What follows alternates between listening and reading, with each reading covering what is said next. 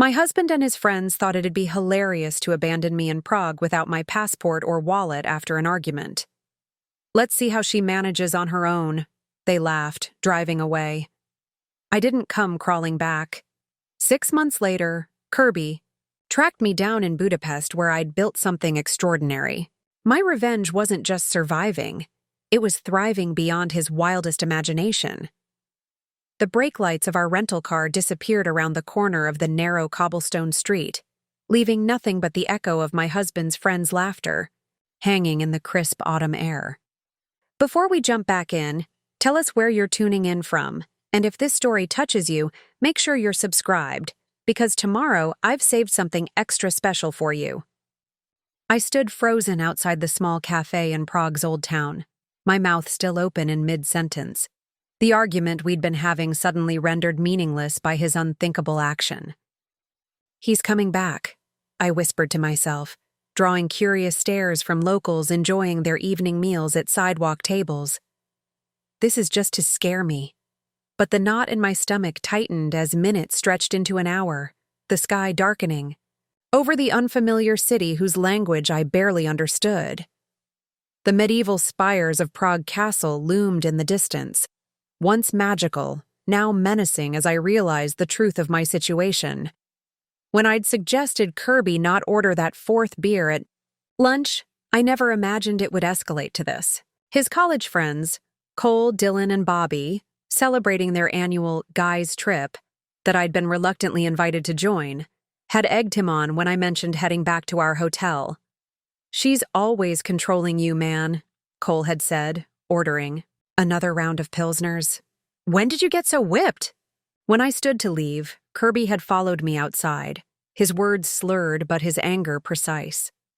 Our argument escalated quickly on the cobblestone street, with years of resentments bubbling to the surface on both sides. "Your purse has your hotel key card, right?" he'd sneered before climbing into the driver's seat. "Your phone too? Well, good luck then. Miss Independent can figure it out on her own." Night fell completely as reality sank in. The charming European city that had seemed so magical by day now felt threatening. I counted the cash in my coat pocket, 560 Czech korunas and 15ers, not enough for a flight home, barely enough for a night's lodging. My credit cards were in Kirby's wallet. He'd offered to carry them when my small crossbody bag had been too full that morning. I wandered through the winding streets, the famous astronomical clock in the old town square striking 9 as I passed beneath it. The intricate medieval timepiece with its moving figures and celestial dial seemed to mock my predicament, time marching forward while I remained stuck in this nightmare. The cheapest pension I could find was a dingy room above a puppet shop, with a narrow bed and shared bathroom down the hall. The elderly proprietor, Mrs. Novak, spoke little English but seemed to understand my situation, patting my arm sympathetically as she handed me the old-fashioned key. "He blocked me," I whispered in disbelief, staring at my phone in the dim light of the room. 32 calls to Kirby, all sent straight to voicemail. Text messages delivered but unanswered. I tried Cole, then Dylan, then Bobby, all blocked. Even our shared location on my phone app had been disabled. A shudder ran through me as I realized this hadn't been a momentary impulse, but a calculated humiliation. What kind of man leaves his wife stranded in a foreign country? What kind of friends encourage it? Sleep came in broken fragments, interrupted by hopeful checks of my phone and renewed panic.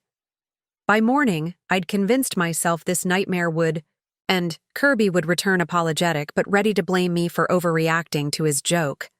I'd be angry, but relieved enough to move forward, to return to our carefully constructed life in Seattle, where he was a respected software engineer, and I was his supportive wife who'd put her own architectural career on pause to manage our home, and his social calendar. But he didn't come. The second day, I rationed my remaining money, buying only a pastry for breakfast while walking Prague's perimeter, checking every hotel and restaurant for any sign of our tour group. By evening, I realized they'd continued their planned journey, moving on to Vienna without me. I found myself on the iconic Charles Bridge as sunset painted the Vltava River in shades of amber and gold. Tourists around me snapped photos and made wishes at the statue of St. John of Nepomuk, touching the plaque for good luck. What would I wish for now? Revenge? Rescue? A way home? Or something else entirely? On the third day, a kind cafe owner who noticed me lingering outside her establishment offered me free coffee and, in broken English, directions to the American embassy. The consular officer there seemed unsurprised by my story, as if abandoned. Tourists were a regular occurrence, but her professional sympathy did little to solve my immediate problems. "Your husband took your passport?" she confirmed, typing notes into her computer. "It was in my purse, in the hotel safe," I explained, "along with most of my money and my credit cards." "And he's not answering your calls?" "He's blocked my number. All of them have." She slid a form across the desk. "We can issue an emergency replacement passport, but it will take a few days. As for funds, is there anyone back home you can contact? Family or friends who could wire you money?" That afternoon, I made the hardest decision of my life. Standing before a small pawnshop window in a less touristy part of the city, I twisted off my wedding ring, the 2-carat diamond Kirby had upgraded on our 3rd anniversary, replacing the modest band we'd started with. The shopkeeper offered me far less than it's worth, but enough to fund the next step of my journey, wherever that might be. "America? Call family?" the pawnbroker suggested, counting out karunas. I nodded mechanically, but inside, a different plan was forming. Family meant explaining, meant hearing my sister Connie's "I told you so" about Kirby's self-centeredness, meant facing friends who'd seen the cracks in our marriage I'd tried so hard to plaster over. The bus station was quiet when I arrived, its electronic board displaying destinations across Eastern Europe, names I'd only read about in travel guides. An overnight bus to Vienna, connections to Budapest, Krakow, or Berlin, places where Kirby and his friends wouldn't think to look. For me, if they ever bothered to try. My finger hovered over my father's name in my contacts. One call, and he'd wire money for a flight home. One call, and I'd return to the life I'd built, where I'd slowly made myself smaller to accommodate Kirby's expanding ego and demands. A memory surfaced, Kirby accidentally deleting the email about my architecture firm's international fellowship opportunity. "Why complicate things?" he'd asked. "We don't need the extra money, and I need you focused on our life here." I'd laughed it off then, but standing in that grimy station, I saw it for what it was, another fence in the pen he'd built around me. "Where you go?" asked the ticket agent, an older woman with kind eyes who'd been watching me stare at the departure board for nearly 20 minutes. "Budapest," I answered, the decision crystallizing as I spoke. "One way." As the bus pulled away from Prague's lights, I pressed my forehead against the cool window glass. Kirby had meant to teach me a lesson about dependence. Instead, he'd accidentally set me free. And someday, he'd learn just how costly that mistake would be. Before that fateful day in Prague, my life had followed the carefully plotted course Kirby and I had mapped out during our college days. We met during my final year at the University of Washington's architecture program, where I was at the top of my class with ambitious plans for an international career.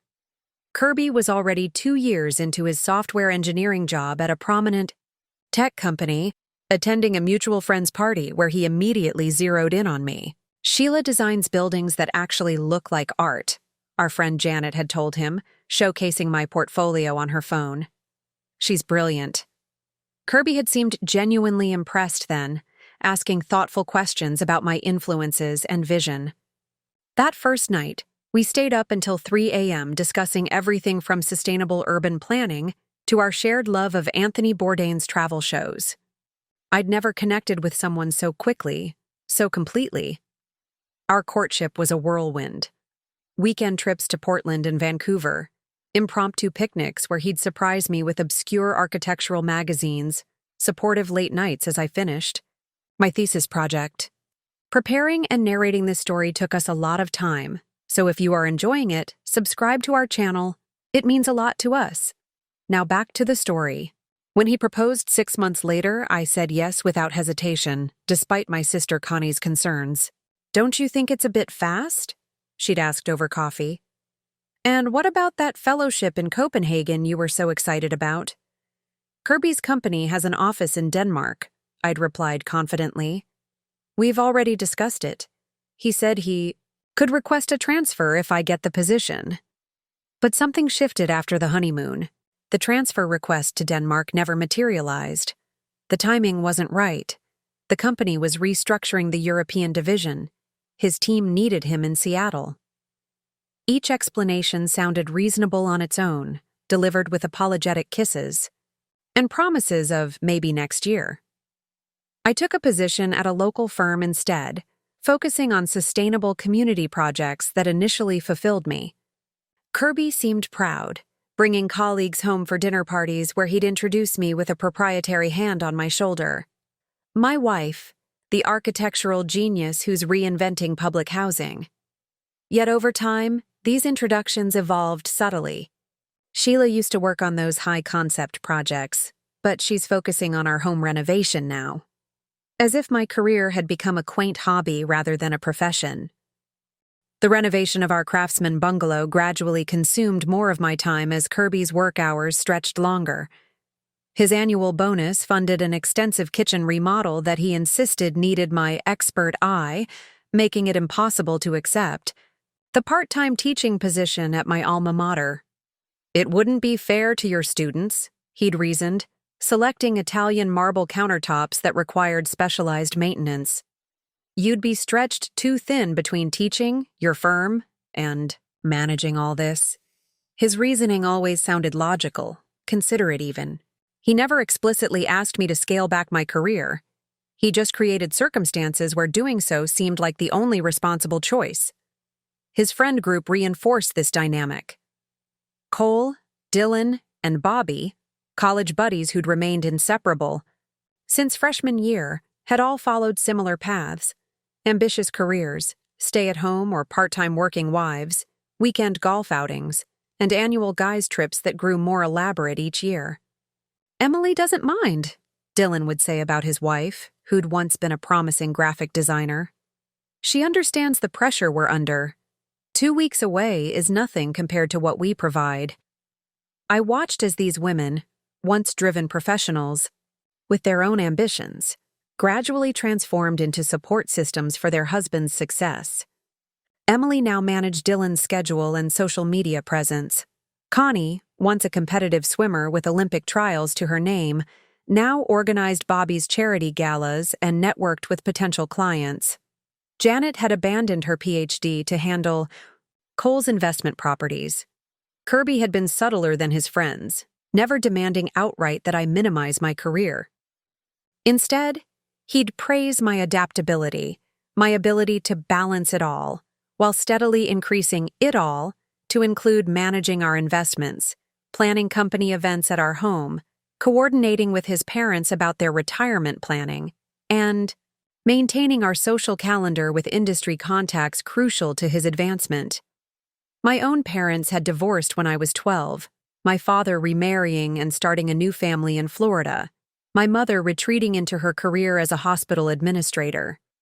They provided a cautionary tale Kirby often referenced. "Look at your mom, successful, sure, but alone. Look at your dad, remarried to someone half his age because he never had a real partner." The implication was clear. Professional ambition and successful marriage were inversely related for women. With each passing year, the ambitious architect I'd been in college receded further into memory. My professional contacts gradually stopped calling with opportunities. My portfolio remained, frozen in time, showing promise unfulfilled.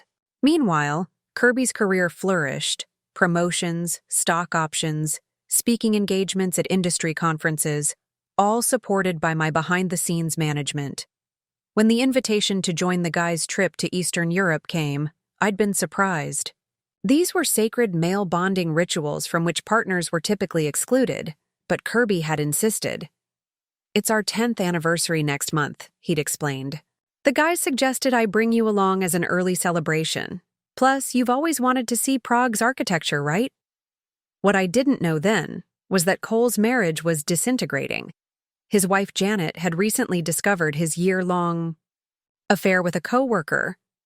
The trip had been hastily reconfigured as a distraction for Cole, with my presence serving as proof that not all marriages were doomed. Janet's being completely unreasonable, Cole had complained our second night in Prague. Already 4 beers in? So I made one mistake. She acts like I'm a monster. I'd made the fatal error of suggesting that perhaps Janet's feelings were valid, that betrayal cuts deep. The temperature around the table had dropped instantly. You women always stick together, Bobby had muttered. Marriage is complicated, Kirby had added, shooting me a warning look. Cole's under a lot of pressure at work. That night in our hotel room, Kirby had been coldly distant. You embarrassed me in front of my friends, he'd said. Cole needs support right now, not judgment. He cheated on Janet for a year, I'd replied, incredulous. And he's the victim? You don't understand how much stress he's under. His company's going through a merger. Janet's been checked out for months. So that justifies betraying her? Kirby had turned away. Sometimes I don't even recognize you anymore, Sheila. You used to be more understanding. The next morning at breakfast, the tension was thick. As Cole detailed Janet's irrational demands for couples therapy, I'd stayed silent, picking at my food while the men commiserated. When I'd suggested we tour the Prague castle rather than spend another day at beer gardens, the eye rolls were barely concealed. Always trying to run the show, Dylan had commented with a smirk. Little did I know that this small friction would escalate into the afternoon argument that ended with me standing alone on a Prague street, abandoned like unwanted baggage. Even less did I know how that moment would become the unexpected pivot point of my entire life. The overnight bus from Prague to Budapest was a study in discomfort. Cramped seats, fluorescent lighting that never fully dimmed, and the persistent smell of someone's fermented sandwich. But physical discomfort paled against the emotional turmoil churning inside me. Every bump in the road jolted me back to that moment of abandonment, Kirby's taillights disappearing around the corner. I didn't sleep. Instead, I ran calculations, inventoried resources, and mapped contingencies, a pragmatism born of desperation. The pawned wedding ring had yielded enough for a one-way ticket and about 4 days of budget accommodations if I was careful. After that, the void of uncertainty loomed. My phone battery hovered at 27%. I'd need to find a charger in Budapest somehow. As the bus crossed the border into Hungary shortly after dawn, I mentally listed my assets: fluent English, my architecture degree, basic sketching supplies in my coat pocket — I never traveled without a small sketchbook and pencils — and the emergency credit card with a $500 limit that Kirby didn't know about, tucked into a hidden pocket of my passport holder. It wasn't much for starting over, but it was something. Budapest emerged from the morning mist as we crossed the Danube, a sprawling city of spires and domes, spliced by the river's sinuous curve. Beautiful, yes, but also utterly foreign. I didn't speak Hungarian. I knew no one here. I had no reservations, no plan beyond simply being somewhere Kirby wouldn't look. The bus terminal bustled with early morning commuters, their purposeful movements highlighting my own aimlessness.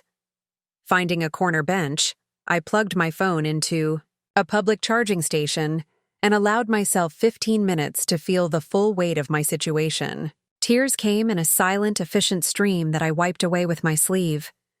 Not from missing Kirby, though that emptiness would come later, but from the sheer overwhelm of this radical displacement. Okay, Sheila, I whispered to myself. First, things first. Shelter, then communication, then longer-term strategy. The architecturally trained part of my brain appreciated having structural problems to solve, even if the structure was now my own demolished life. The cheapest hostel I could find online was in Pest's 7th district, Budapest's Old Jewish. quarter now transformed into a hub of ruin bars and street art. The Wanderer's Haven promised clean beds, free Wi-Fi, and communal breakfasts for just under $15 per night. 20 minutes and one confusing metro ride later, I stood before a weathered building whose elegant Art Nouveau features had faded beneath decades of urban grime. Inside, the reception area was surprisingly bright, with mismatched furniture and walls covered in maps annotated with guests' handwritten recommendations. The receptionist, a young woman with purple hair and multiple ear piercings, looked up from her novel. "Booking?" she asked in accented but fluent English. "No, I'm sorry. Do you have any beds available?" She tapped at her computer. "Female dorm. Has 3 spaces. How many nights?" "4, I said, the brevity of this runway making my stomach clench. "Passport, please." My hand shook slightly as I handed over my passport, half expecting her to somehow recognize me as the abandoned wife, to see my vulnerability and exploitation written across my face. Instead, she merely copied the details, took payment, and handed me a key card along with a printed list of hostel rules. "Breakfast is 7 to 9. Checkout is 11. Kitchen is communal but label your food. No visitors after 10. She pointed to a staircase. "3rd floor, 2nd door on right." The dorm room held 6 bunk beds, 3 of which were occupied by sleeping forms despite the late morning hour. I chose an empty bottom bunk near the window, stashing my meager belongings in the assigned locker. The sheets were clean but thin, the mattress concave from countless bodies before mine. Sitting on the edge of the bed, I plugged in my phone and began triage communications. First, an email to my former supervisor at the architecture firm, Leslie. "I hope this finds you well. Due to unexpected personal circumstances, I'm currently in Budapest and may be here for some time. If you hear from Kirby, please don't mention my whereabouts. I'll explain everything eventually. In the meantime, I'm wondering if you still have contacts at any firms in Central Europe? I'm looking for any architecture-related work, however, temporary. I'd appreciate any connections you might facilitate. Thank you, Sheila." Next, a message to my sister Connie, the only family member who wouldn't immediately contact Kirby. "Con, I'm safe, but in a situation. Kirby left me stranded in Prague during our trip. Long story, but I've moved on to Budapest. Don't tell him where I am if he calls. I'll call when I can, but my phone may die soon. Love you." As an afterthought, I sent a brief message to our neighbor Emily back in Seattle. "Emily, could you please check on my plants? Kirby and I had to extend our trip unexpectedly. I'd really appreciate it. Thanks." The last message was pure misdirection. I had no plants to check on, but it might buy me time if Kirby started asking questions domestically. Basic communications handled, I opened Google Maps to orient myself in this unfamiliar city. The Hollow. Feeling in my stomach reminded me I hadn't eaten since a small pastry in Prague the previous day. The hostel kitchen revealed a half-empty communal food shelf where guests could leave unwanted items. I claimed an abandoned apple and packet of crackers, consuming them slowly by the window as I studied the neighborhood map. My practical crisis management temporarily masked the deeper emotional wound, but as the food hit my empty stomach, the reality of my situation crashed over me again. I was alone in a foreign city with dwindling resources and no real plan. My husband, the man who'd promised to cherish and protect me, had abandoned me out of petty revenge for a minor disagreement. A sob caught in my throat, threatening to unleash the full torrent I'd been holding back. The sound of the dorm room. Doctor opening forced me to swallow it down as 2 young women entered, backpacks slung over their shoulders, speaking rapid-fire German to each other. "Hello," the taller one said, noticing me by the window. "You are new?" I nodded, hastily wiping my eyes. "Just arrived from—" I hesitated, suddenly paranoid about revealing even this minor detail. "From the States." "Cool, we are from Munich." "Backpacking for summer before university starts again. I'm Lena. This is Marta. Their cheerful normalcy, their uncomplicated, unbetrayed existence, made my chest ache. They had destinations, itineraries, return tickets, people expecting them. Back. Traveling alone? Marta asked, unpacking a towel from her bag. Yes, I said, the single syllable containing volumes. Just figuring things out as I go. Best way to travel, Lena declared with the confidence of youth. We go to Ruin Bar Crawl tonight, famous in Budapest. You should come. Their casual invitation, this small moment of human connection, was like oxygen to my drowning spirit. I hadn't been completely abandoned by humanity, just by the one person who had promised never to leave me. Maybe, I managed, summoning a weak smile. Thank you. After they left for showers, I curled up on my bunk, my body finally registering the exhaustion of the past 72 hours. As sleep began to claim me, one clear thought crystallized through the fog of fatigue and fear. I had approximately 4 days to figure out how to survive in Budapest before my money ran out completely.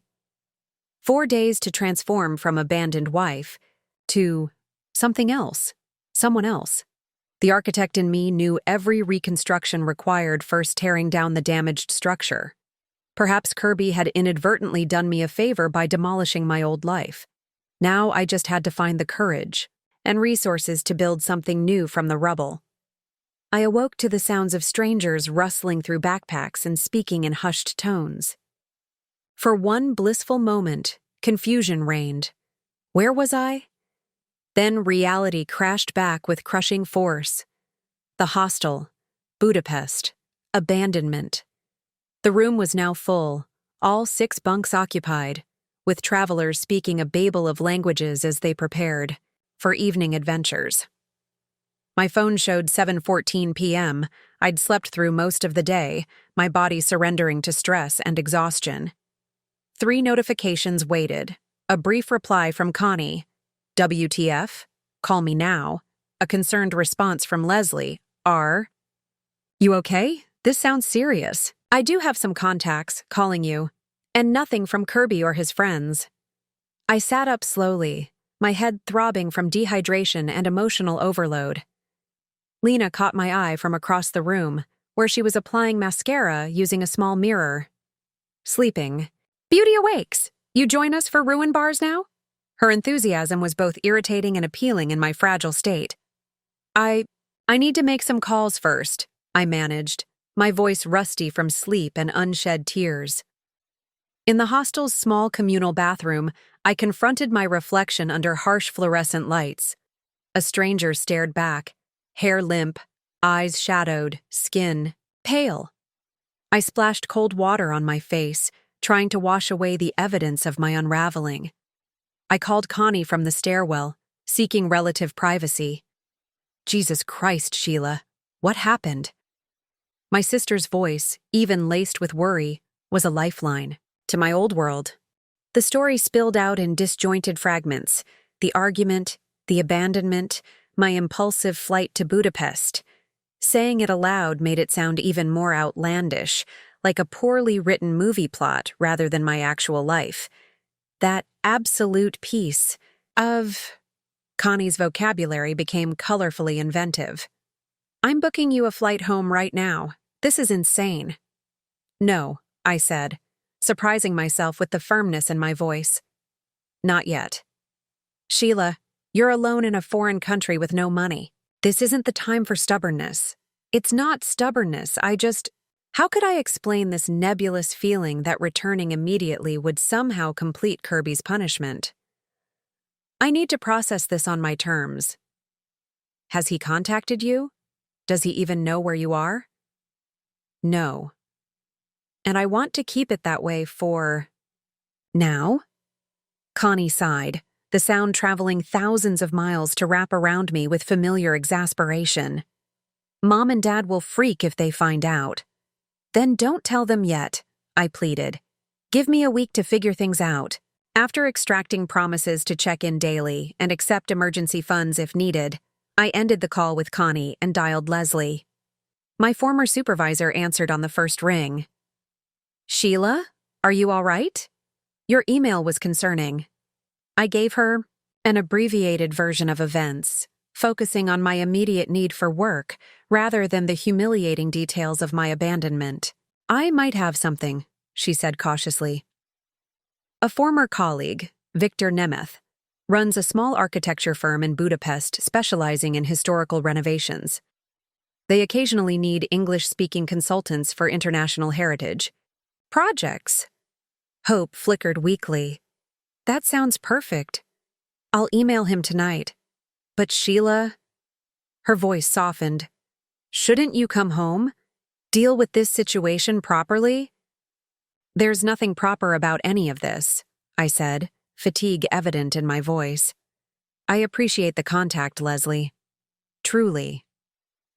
By the time I finished my calls, I felt hollowed out, as if the brief connections to my old life had scraped away another layer of protective numbness. Returning to the dorm room, I found it empty save for a note left on my bunk. We at Simple Kurt, famous ruin bar. Join if you want. Lena and Marta. The address was scrawled below.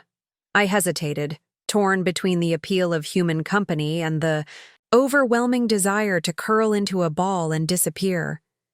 But the thought of lying alone in this room with nothing but my thoughts terrified me more than navigating an unfamiliar city at night. 20 minutes later, I stood before what appeared to be a dilapidated building covered in graffiti. Only the crowds of young people flowing in and out suggested it was a functioning business, rather than an abandoned squat.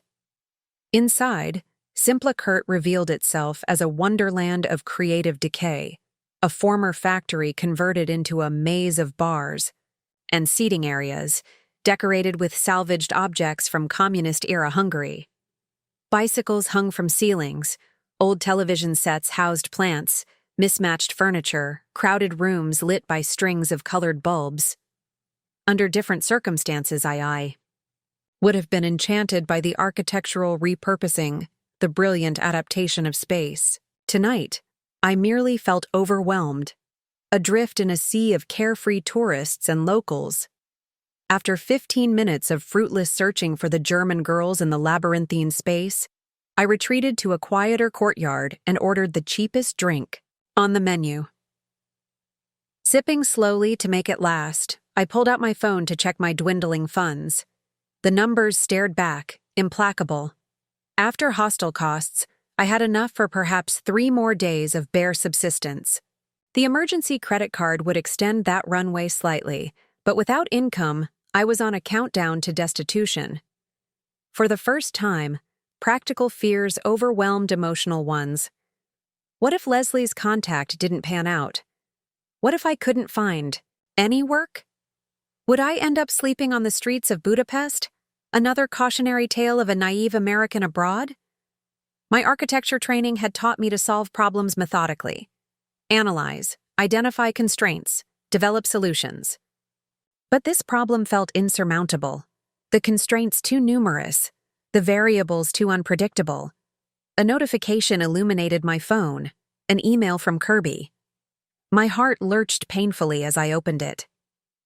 Sheila, your little disappearing act isn't cute. The embassy says you got emergency passport papers. Cole and I had to cut our trip short because of your drama. When you're done with this childish stunt, let me know, and we'll discuss how you're going to make this up to everyone. Kano apology. No concern for my welfare. Just irritation at the inconvenience I'd caused him and his friends by not waiting obediently where I'd been abandoned. Something broke inside me then, not with the hot flash of anger or the cold grip of fear, but with the quiet finality of a load-bearing support giving way after too much pressure. The emotional scaffolding I'd hastily erected to contain my feelings collapsed entirely. Tears came in earnest now, silent but unstoppable. I buried my face in my hands, hoping nearby patrons would assume I was just another tourist who'd had too much to drink. The reality of my situation pressed down with crushing weight. My husband didn't love me enough to worry about me. He loved his convenience, his control, his friends' approval more than my well-being or dignity. Are you okay? a woman's voice, speaking English with an Eastern European accent. I looked up to see a slender woman in her early 40s standing beside my table. Her silver-streaked dark hair was pulled back in a practical knot, and intelligent eyes studied me with concern rather than pity. "I'm fine," I managed unconvincingly, wiping tears away with the back of my hand. "Just having a rough night." "May I?" She gestured to the empty chair across from me. Without waiting for an answer, she sat and extended her hand. "Imez Varga?" "Sheila," I replied, automatically taking her hand. "Sorry, I'm not great company right now. Few people crying alone. In ruin bars are," she observed dryly. "American?" I nodded. "Tourist trouble or heart trouble?" In my experience, it's usually one or the other that brings tears to Simpla. Her directness was oddly comforting after days of internal chaos. "Both, I suppose. My husband abandoned me in Prague during our vacation. I came to Budapest because I don't know why exactly. It seemed far enough away. I expected her to react with shock or excessive sympathy. Instead, she simply nodded as if I'd told her it might rain tomorrow. "Men can be remarkable idiots," she said, signaling to a passing server. "This calls for palinka." "I can't really afford—" "I'm buying," she interrupted. "Hungarian tradition. We don't let women cry alone in bars without at least offering medicinal spirits." As the fiery fruit brandy arrived, Amise raised her small glass. "To new beginnings, whether we wanted them or not." I clinked my glass against hers, the simple ritual somehow making me feel human again after days of dislocation. The palinka burned a path down my throat, momentarily replacing emotional pain with physical heat. "Now," Emmy said, setting down her glass with decision, "practical matters. Where are you staying? Do you have funds? A plan?" Her no-nonsense questions cut through my fog of self-pity. I explained my situation in bullet points.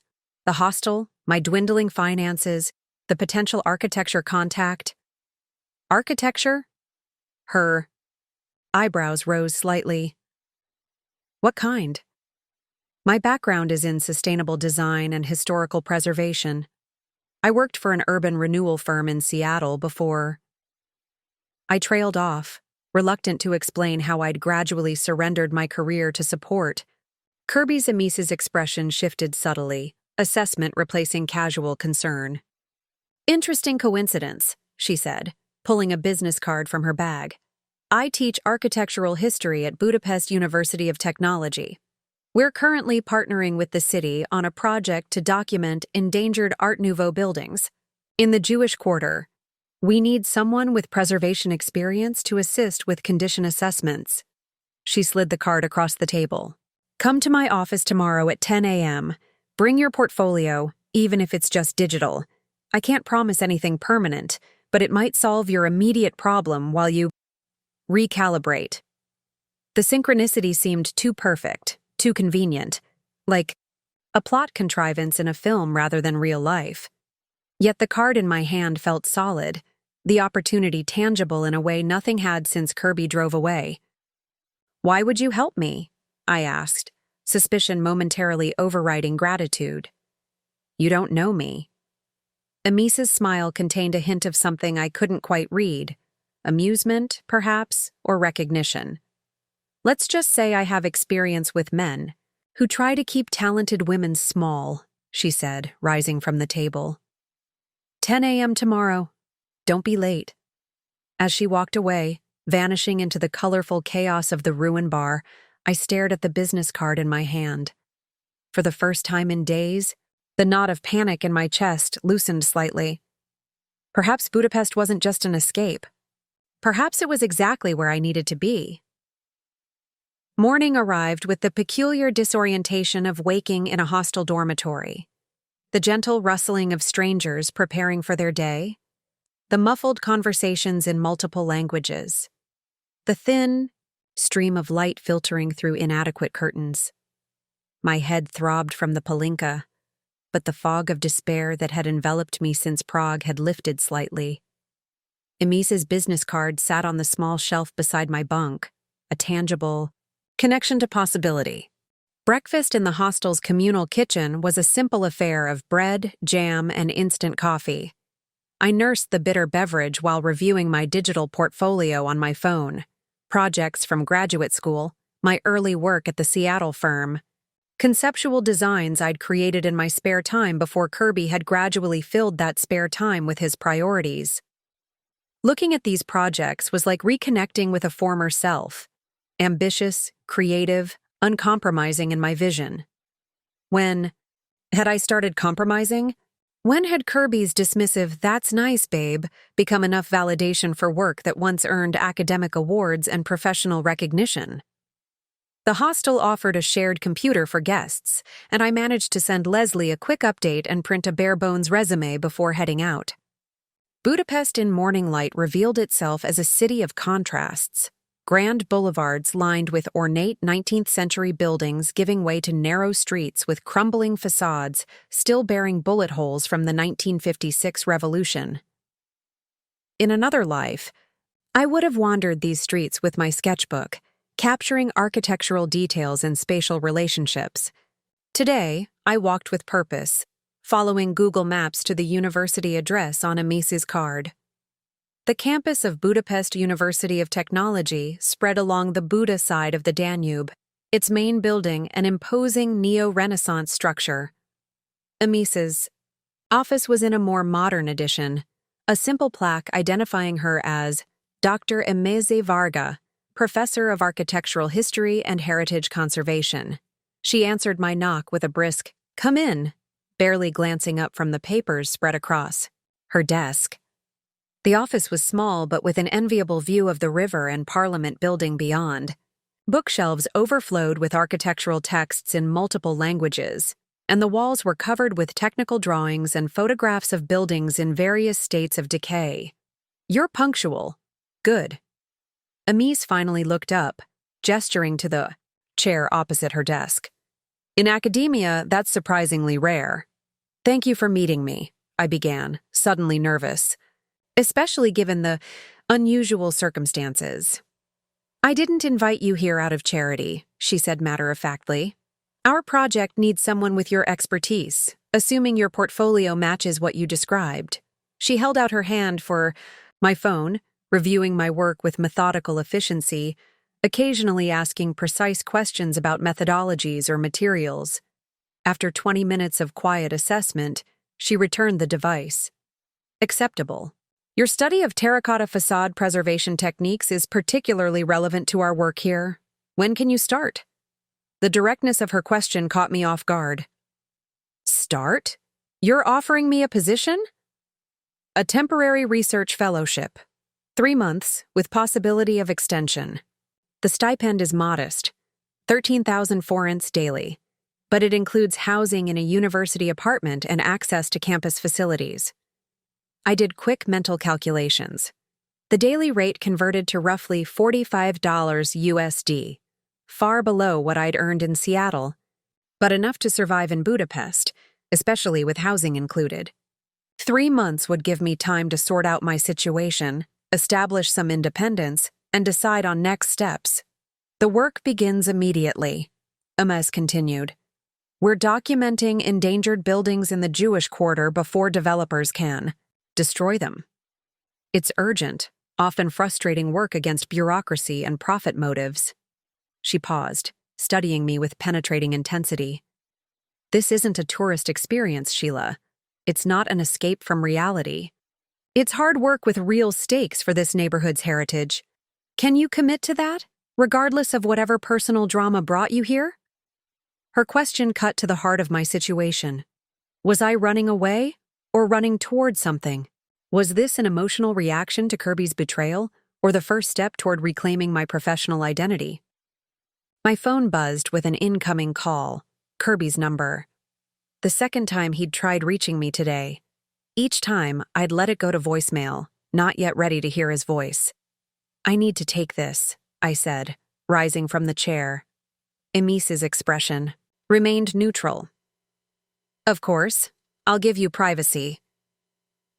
In the empty hallway outside her office, I stared at the continuing call notification. A crossroads materialized before me with unsubtle symbolism. Answer Kirby's call and potentially backslide into the patterns that had diminished me for years. Or let it ring through and step decisively toward this new opportunity. My thumb hovered over the screen for 5 more seconds before the call went to voicemail. Moments later, a text appeared. Pick up your damn phone. I've been calling the hostel. 2. This isn't funny anymore. You're worrying everyone. Everyone meant his friends, his parents, his colleagues, the social circle that had gradually become our entire world. Not my friends, my interests, my priorities. Another message appeared. I've booked you a flight home from Budapest. I know you're there. The embassy tracked your new passport. Flight leaves tomorrow at 10 a.m.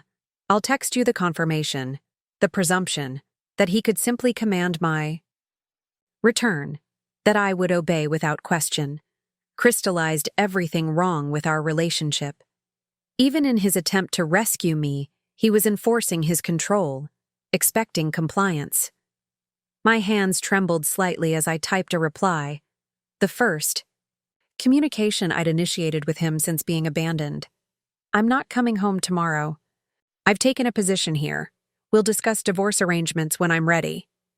His response was immediate. This is ridiculous. What position? You're being crazy. I'm coming to get you. I turned off my phone completely, leaning against the wall, as the weight of what I'd just done settled over me. I'd drawn a boundary Kirby wasn't expecting, one that signaled this wasn't a temporary tantrum he could wait out or override. Returning to Amice's office, I found her reviewing blueprints as if our conversation had never paused. I can start immediately, I said, my voice steady despite the emotional earthquake still reverberating through me. I'm committed to the project for the full 3 months. Amice nodded, satisfaction briefly crossing her features. Good. The university housing office closes at 3.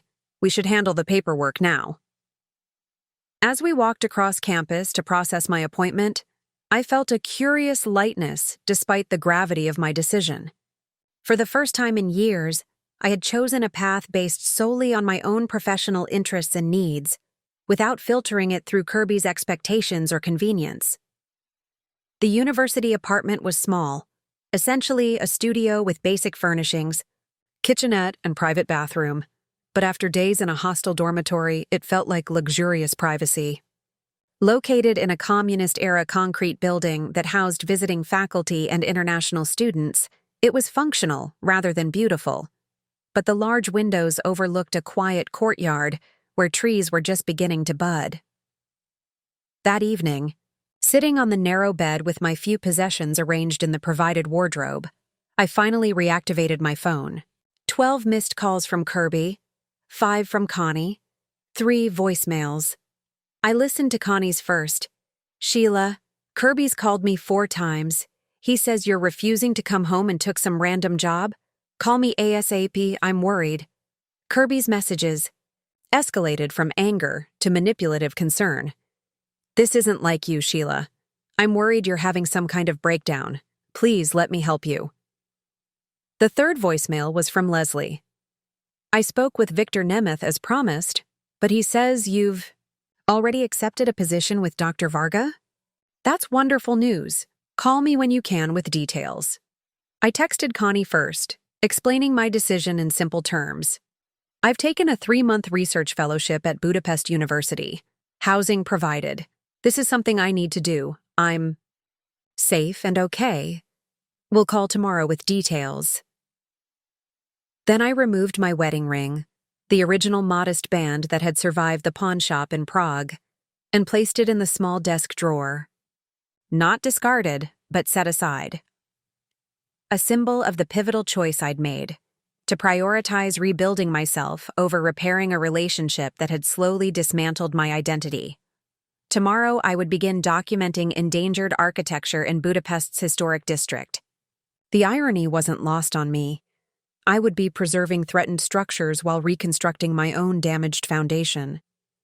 For the first time since seeing those taillights disappear in Prague, I fell asleep without tears or fear. The path ahead, uncertain, but undeniably mine. My first day on the Budapest preservation project began with an early morning meeting in a converted warehouse that served as the team's field headquarters. Located on the edge of the old Jewish quarter, the space combined academic precision with creative chaos. Detailed maps and architectural drawings pinned to walls, 3D building models on tables, and computer stations running specialized preservation software. Emis introduced me to the eclectic research team. Zoltan, a gruff structural engineer in his 60s who eyed me skeptically over half-moon glasses. Miklos, a graduate student specializing in historical materials with encyclopedic knowledge of brick types, and Catalin, the team's digital modeling expert who worked with drone photography to capture inaccessible building details. Their English varied from Catalin's near-perfect fluency to Zoltan's reluctant, grumbling phrases. The language barrier created immediate challenges as they fired technical questions at me. Questions that would have been complex enough in my native tongue. The American architect will document Dohany Street facades, Emis announced, highlighting a section on the district map. Zoltan, you'll show her our methodology. Zoltan's mustache twitched with obvious displeasure. He muttered something in Hungarian that made Miklos chuckle and Catalin frown. English, please, Emis said sharply. We agreed. Is waste of time, Zoltan said, switching to accented English. Tourist architect knows nothing of Magyar building techniques. 3 months, then gone. I understood his reluctance. I was an outsider parachuting into their long-term project, unfamiliar with local architectural history and practices. Why would they invest in bringing me up to speed for such a short stint? Swallowing my pride, I opened my portfolio app and passed my phone to Zoltan. I've worked extensively with terracotta restoration and historical documentation. I recognize I have much to learn about Hungarian architectural techniques, but I'm a quick study and committed to this project. He scrolled through my work with a deepening frown, pausing on images of a Seattle historical renovation I'd led early in my career.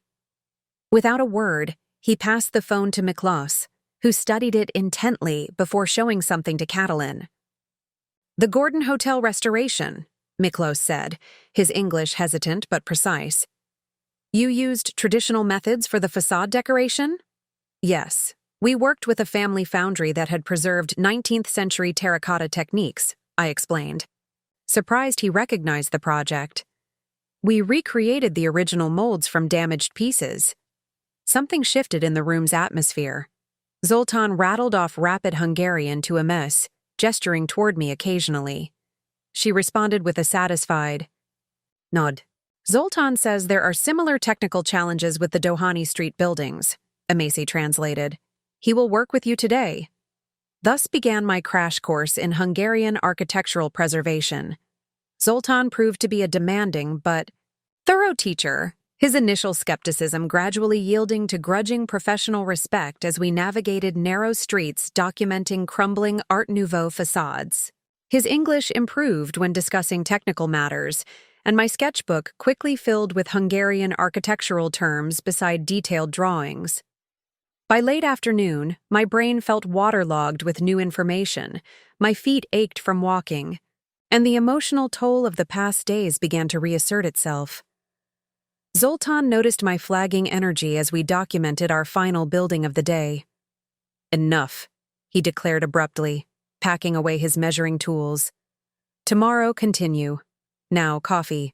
He led me to a tiny cafe tucked between a bookshop and a vintage clothing store. Unlike the tourist-friendly establishments near the river, this place was clearly local.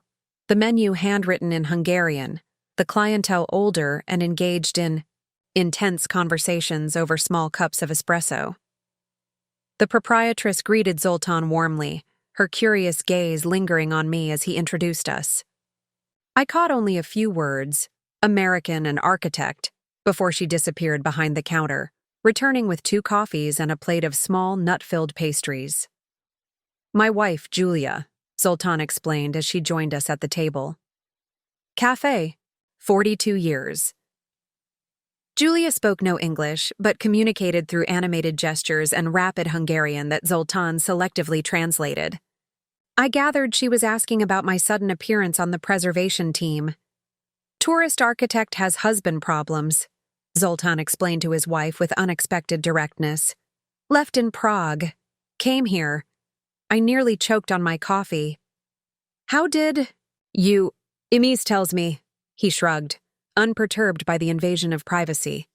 It is important to know if you stay or run away. Julia's expression softened immediately. She reached across the table to pat my hand, launching into what sounded like a sympathetic monologue. She says men are stupid everywhere, not just Hungary. Zoltan translated with remarkable equanimity, considering he was included in this generalization. But Budapest heals broken hearts. Many wars, much destruction, always rebuilds. The kindness from these strangers, a gruff engineer and his warm-hearted wife, breached defenses I'd carefully maintained. Tears welled unexpectedly, embarrassing me further. Julia clicked her tongue disapprovingly at my attempt to hide them, saying something that made Zoltan nod in agreement. Cry is good, he translated.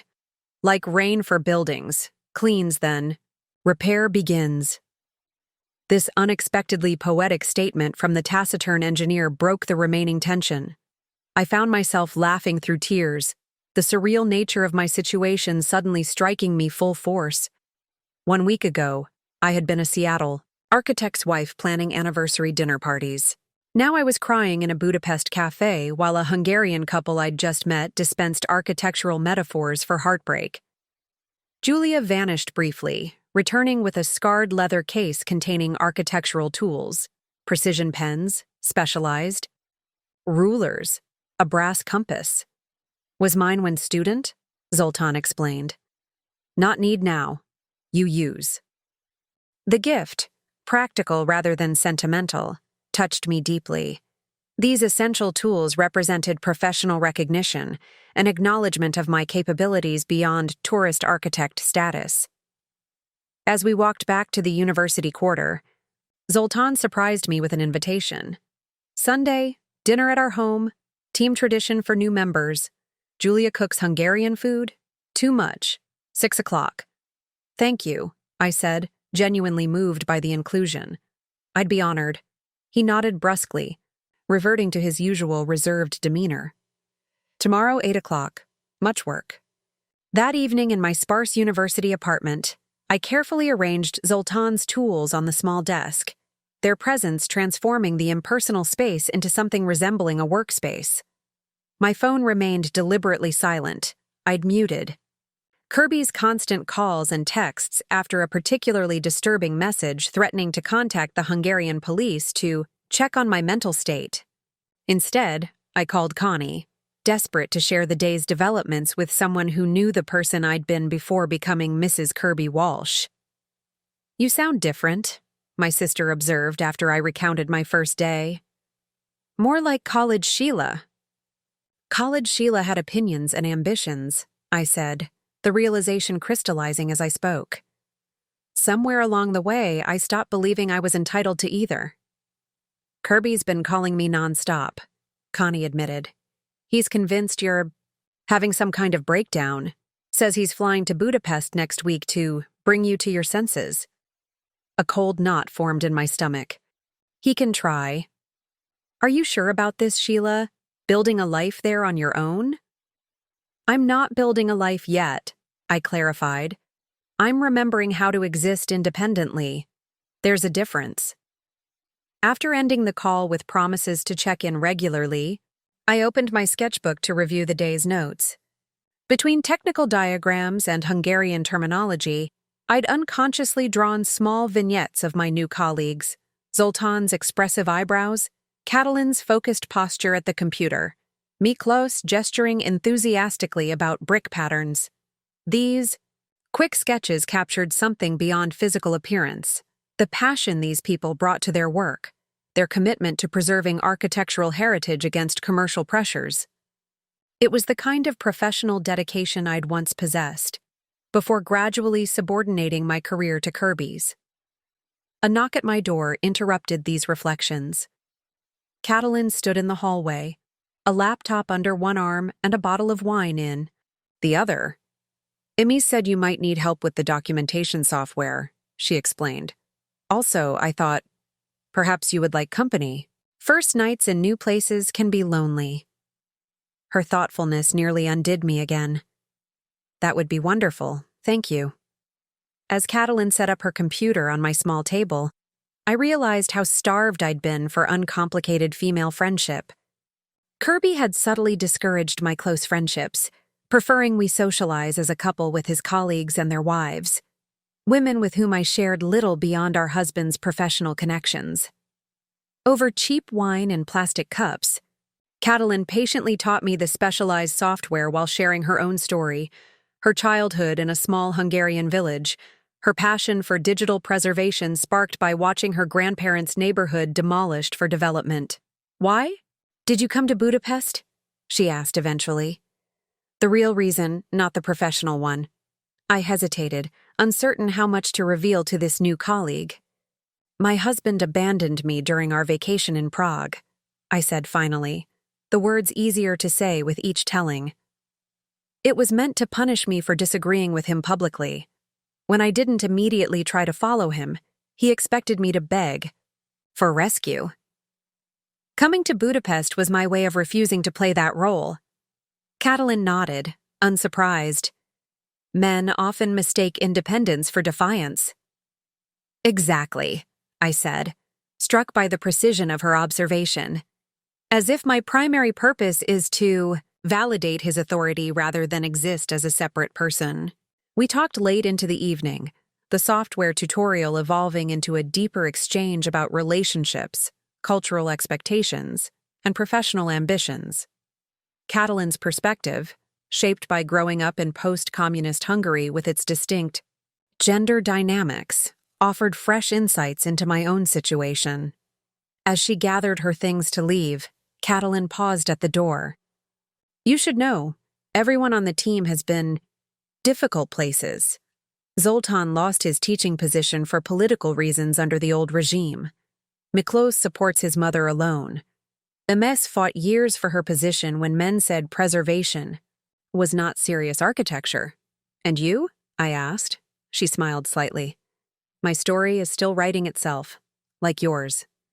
After she left, I stood at the window overlooking the quiet courtyard, reflecting on the unexpected connections of this single day.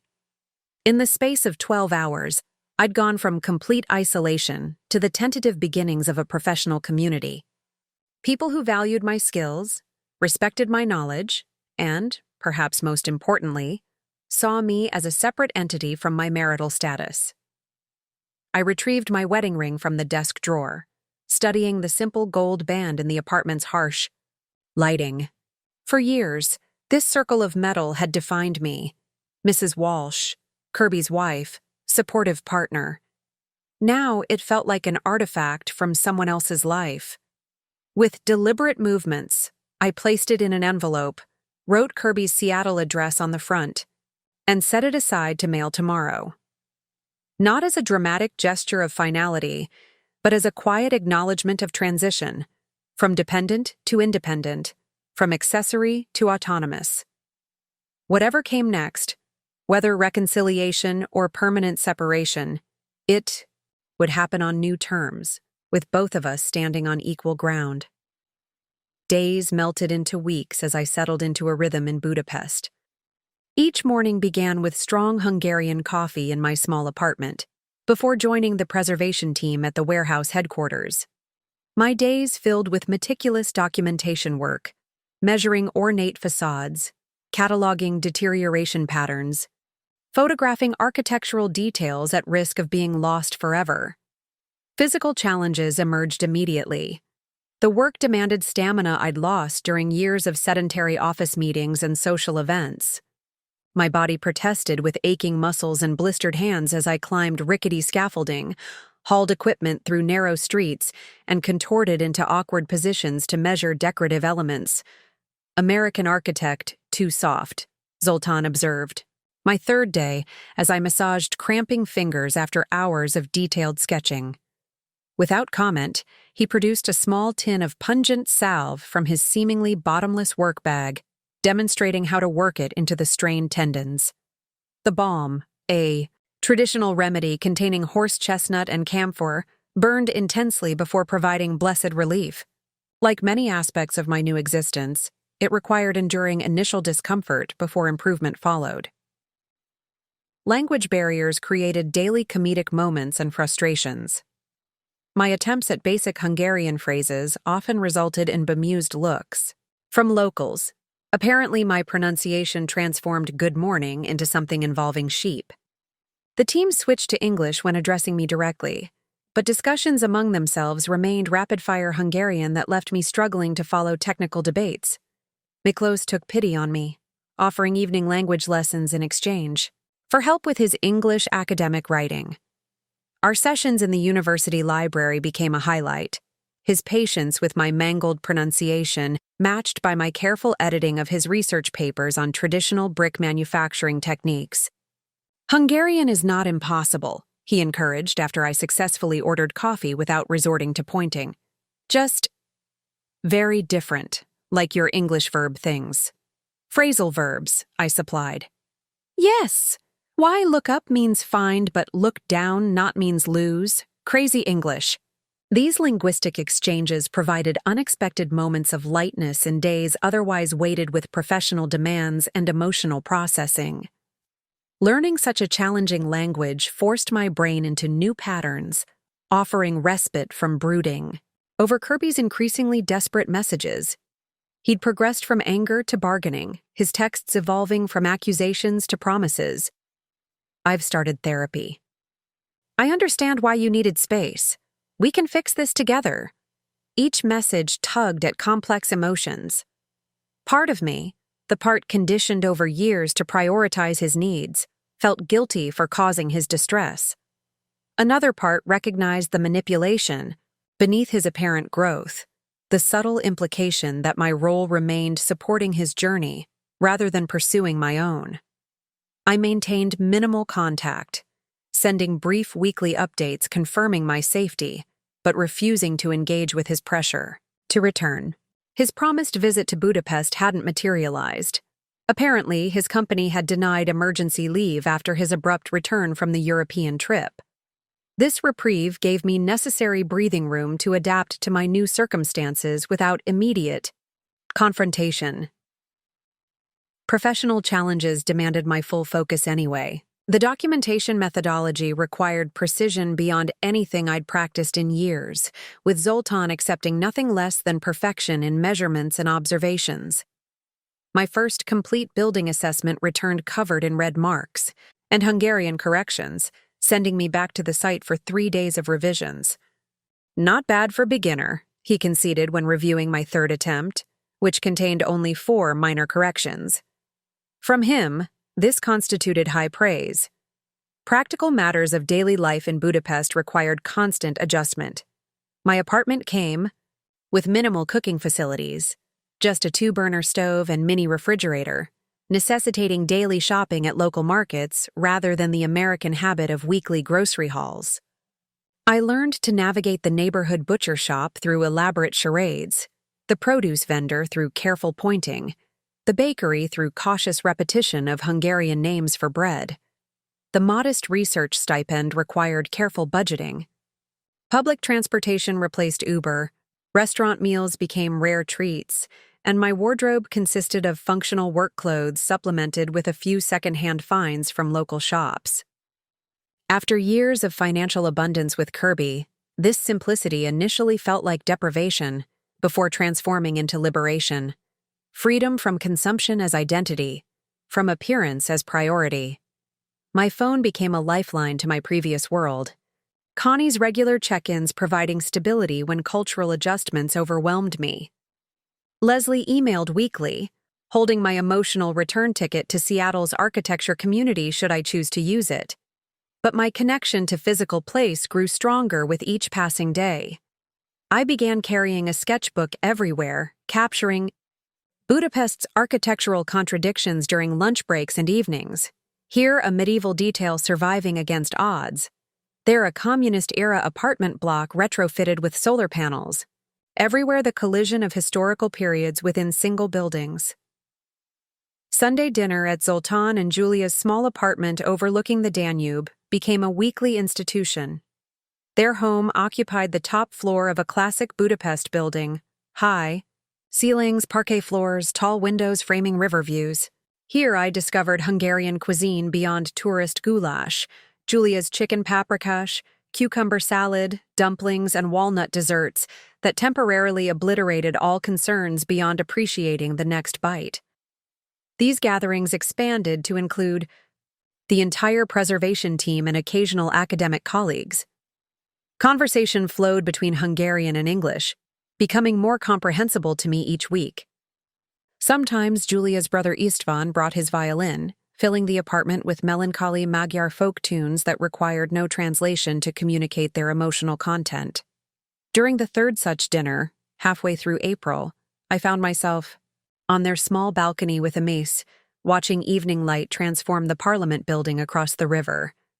"You're adapting well," she observed, sipping plum brandy from a small glass. "Zoltan says your documentation of the Kirali Street buildings is now acceptable." Coming from Zoltan, acceptable was equivalent to a standing ovation. "The team has been incredibly welcoming," I said. "I wasn't expecting that." "Hungarians can be reserved with outsiders initially," Ames acknowledged, "but we recognize genuine interest and respect. You've shown both." She studied me thoughtfully, the directness of her gaze still occasionally unnerving. "Your husband has been emailing the department. Did you know?" My stomach tightened. "No. What did he want?" "To verify your employment. Express concern about your fragile state following a traumatic incident in Prague." Her tone remained neutral, but her raised eyebrow conveyed skepticism. "He suggested you might benefit from his guidance in returning home." Heat flashed through me, embarrassment mingled with anger at this attempted intervention in my professional life. "I'm sorry he's bothering your department. This is completely inappropriate." I informed him that the university does not discuss personnel matters with unauthorized individuals. A small smile appeared. "I also mentioned that your work has been exemplary and that we are considering extending your fellowship." This was the first I'd heard of any extension. "Are you serious?" "The documentation phase ends in June, but we're applying for funding to implement preservation techniques on 3 priority buildings. Your experience with the Seattle terracotta restoration would be valuable." The offer hung in the crisp evening. Not just extended time away from Seattle, but meaningful professional engagement with a project that mattered. Conservation work that would preserve architectural heritage for generations. "I'd need to consider it carefully," I said, mind already racing through implications. Extended separation from Kirby would force definitive decisions about our marriage, rather than maintaining this liminal state. Remaining in Budapest beyond tourist visa limits would require paperwork, official status, commitments. "Of course," Emeze nodded. "The funding decision comes next month. Just know the option exists." Inside, laughter erupted as Miklos apparently finished telling a story, Julia's warm chuckle rising above the others. Through the balcony door, I watched these people who'd been strangers weeks ago. Zoltan gesturing emphatically to illustrate some technical point, Catalan translating for a visiting German colleague, Julia distributing tiny cups of potent espresso. They'd accepted me based on professional capability rather than marital status. They valued my contributions without measuring them against anyone else's needs or comfort. They'd created space for me to recalibrate my sense of self, separate from the identity I'd constructed as Kirby's wife. "Thank you for telling me about the extension possibility," I said to Emese, "and about Kirby's emails." "You deserve to know both," she replied simply. As we rejoined the gathering, István began another soulful violin melody. Something in the minor key progression captured exactly what I felt. melancholy for what was lost, uncertainty about what lay ahead, but underlying everything, a growing confidence in my capacity to navigate this unexpected journey. "What is this song?" I asked Julia, who had taken the seat beside me. "Is called Uje Elet," she replied, her limited English still communicating effectively. "New life. Very old song, but always new again." New life indeed. Not the one I'd planned or expected, but increasingly one I was choosing with deliberate intention rather than passive acceptance. The muscles gained from physical labor, the professional confidence rebuilt through demanding work, the independence cultivated through daily navigation of foreign systems, all were constructing a version of myself I barely recognized but increasingly respected. Later that night, returning to my small university apartment, I realized I'd gone the entire evening without checking my phone for messages from Seattle. My first full day of presence in my new reality without the gravitational pull of the old one constantly tugging at my attention. It felt like crossing an invisible threshold, not dramatic or definitive, but significant nonetheless.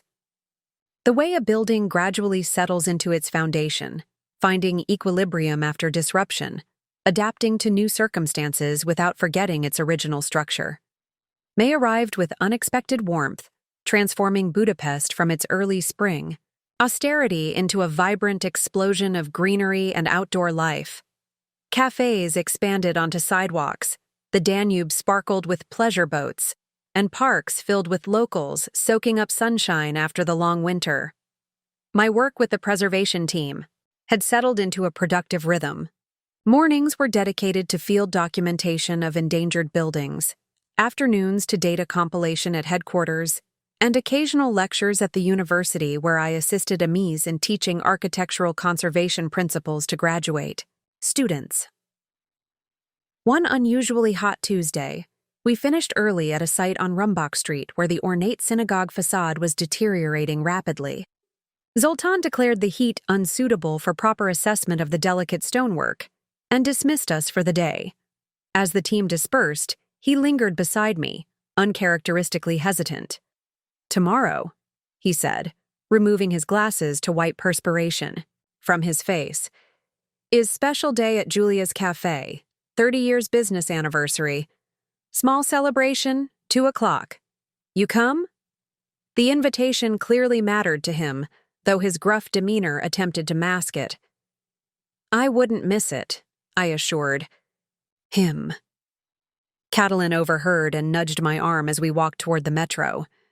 "Zoltan must really like you. The cafe anniversary is family-only tradition." "I'm hardly family," I protested.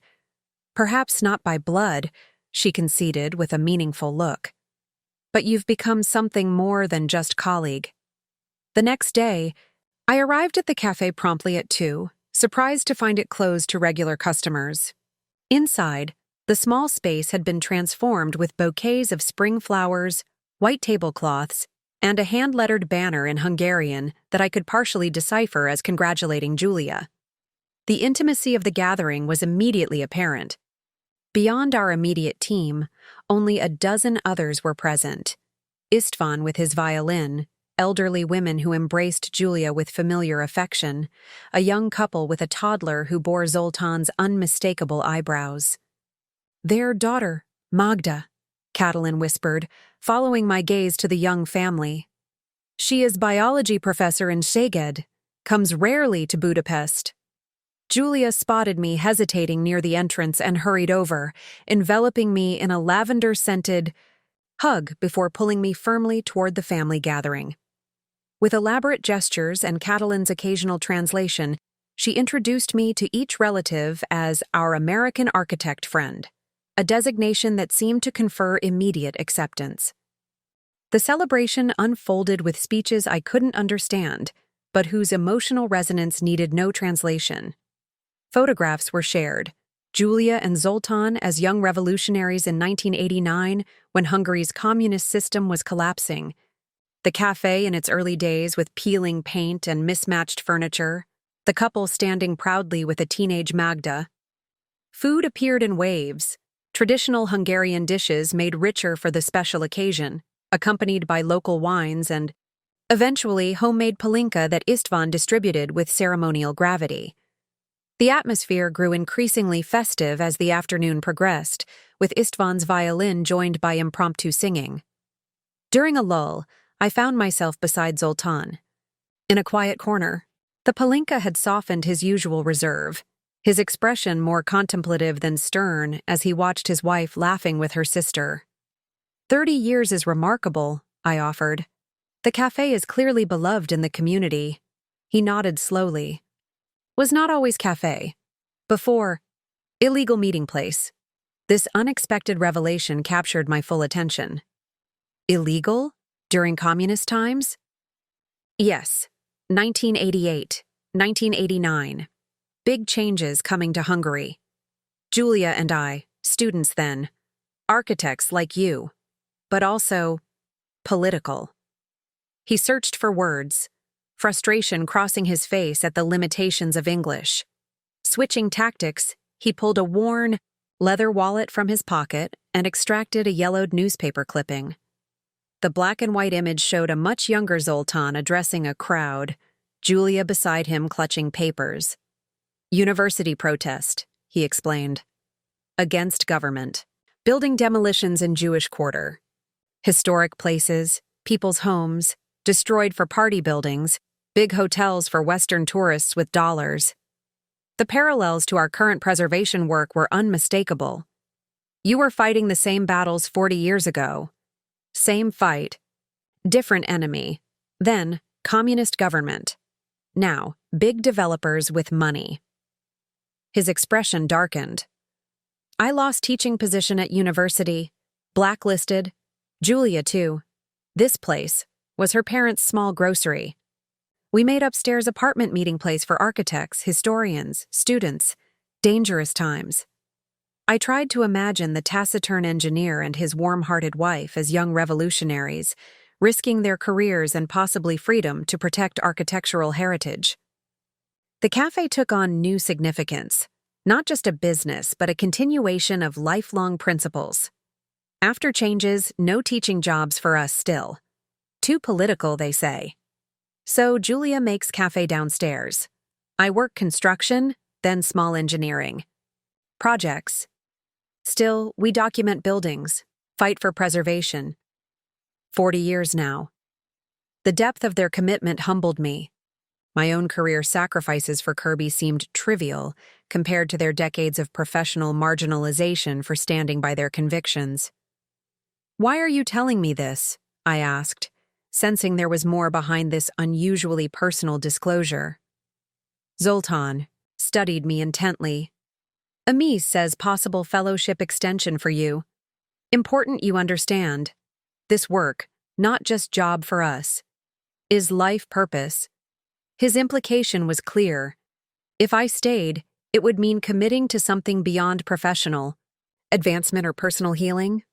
It would mean joining a multi-generational struggle to preserve cultural heritage against powerful economic forces.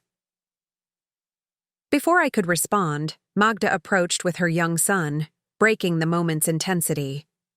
The little boy showed me a drawing. He'd made of what appeared to be the cafe, complete with a stick figure Julia behind the counter. The evening deepened into celebration, but Zoltán's revelation remained foremost in my thoughts. As I observed the gathering through new eyes, I noticed subtle details I'd previously missed. How István's violin case bore political stickers from various eras. How Julia's sister walked with a slight limp suggesting old injury. How the elderly, women treated Zoltán with particular deference. These weren't just colleagues or even friends. They were comrades in the strongest sense, people who'd stood together through political upheaval, who'd sacrificed professional advancement for principles, who'd transformed opposition into positive action through preservation work. Later, as the celebration wound down, Emise joined me at a small table where I'd been sketching the gathering surreptitiously in my notebook. Now you know our little team's history, she said without preamble. Zoltán doesn't share those stories often. I'm honored he trusted me with it. I hesitated before asking, How do you fit into all this? You're younger than they are. Emis smiled faintly. Zoltan was my professor, unofficially after his dismissal. He held secret seminars in apartments around the city for students disappointed with the official curriculum. I was 19, idealistic, angry about what was happening. To Budapest's historic buildings. She traced the rim of her coffee cup thoughtfully. When official barriers to his teaching were finally removed in the late 1990s, he recommended me for my first research position instead of taking it himself. Said the new generation needed institutional access more than he did. This selfless professional sponsorship explained the deep respect I'd observed between them despite occasional disagreements. Emis had achieved the academic position Zoltan had been denied, carrying his preservation ethics into formal academic structures. "And you?" she asked. "What made an American architect leave a comfortable career to document crumbling buildings, in a language she doesn't speak?" The question penetrated my carefully maintained professional facade. These people had shared their deepest motivations and sacrifices. Honesty seemed the only appropriate response. "I lost myself," I admitted, the words emerging with surprising steadiness. "Gradually, incrementally, I surrendered my professional identity to support my husband's. This work, being here, is helping me remember who I was before that happened." Emis nodded, neither judging nor offering platitudes. Many women in architecture face this pressure, though perhaps less dramatically than being abandoned in Prague. The abandonment was actually clarifying, I reflected. It made visible what had been happening invisibly for years. As the evening concluded, Julia insisted on packing leftover food for everyone. Embracing me at the door, she pressed a small package into my hands, whispering something in Hungarian. "Family recipe book," Zoltan translated from behind her. "Very special gift. Julia says you need Hungarian cooking in America when you go back." When, not if. Despite our growing connections, they still viewed my presence as temporary, a brief intersection with their lifelong community before I returned to my real life in Seattle. But as I walked back to my apartment through Budapest's twilight streets, that real life seemed increasingly distant and theoretical. The fellowship extension Emis had mentioned would carry me through the end of summer. After that, what? Kirby's messages had grown less frequent but more strategic, focusing on practical matters requiring my attention: tax filings, house maintenance decisions, his mother's upcoming surgery. Each represented a tether to our shared life, a responsibility I couldn't indefinitely ignore. Yet as I passed a particularly beautiful Art Nouveau building our team had recently documented, seeing the subtle details I'd personally measured and drawn, I felt a profound connection to this work and these people that transcended professional opportunity. Their willingness to share not just expertise but personal histories had transformed my relationship with both the city and the project. Was no longer just an American architect temporarily escaping marital problems. I had become part of something meaningful, a small link in a decades-long chain of preservation efforts spanning political systems and generations. In my university apartment, I carefully placed Julia's recipe book beside Zoltan's drafting. Tools on my desk, tangible symbols of acceptance and belonging I hadn't anticipated finding when I first arrived in Budapest, with nothing but determination and wounded pride. The dichotomy was becoming clearer with each passing day. Return to Seattle and the remnants of a marriage built on my diminishment, or remain in Budapest and continue building professional purpose with people who valued my contributions, without requiring my self-erasure. Not a simple choice between husband and career, but between two versions of myself. One gradually shrinking to accommodate others' expectations. One expanding into forgotten capabilities and unexpected connections. I fell asleep that night with Hungarian violin melodies echoing in my memory and the taste of celebration still sweet on my tongue, no closer to a decision but increasingly aware of its significance beyond mere geography. By late May, Budapest's unpredictable spring had stabilized into consistent warmth, bringing the city fully alive with outdoor concerts, riverside picnics, and bustling markets. My own transformation mirrored the seasonal shift, tentative adaptations solidifying into confident capabilities. Professionally, I hit a significant milestone when Zoltan handed me responsibility for the complete documentation of an endangered building on Dobb Street, a once magnificent residential structure with an elaborate Art Nouveau facade, now crumbling beneath decades of neglect. This wasn't just another assignment. It was the first project where I would lead rather than assist. Your assessment, your methods, he instructed, handing me the preliminary file. I review only at end. The trust implicit in this handoff both terrified and energized me. The Dobb Street building presented complex challenges, structural instability that made certain measurements dangerous, ornamental details requiring specialized documentation, techniques, and a partial historical record that needed reconciliation with current conditions. I approached the project methodically, combining technical skills with instincts I'd forgotten I possessed.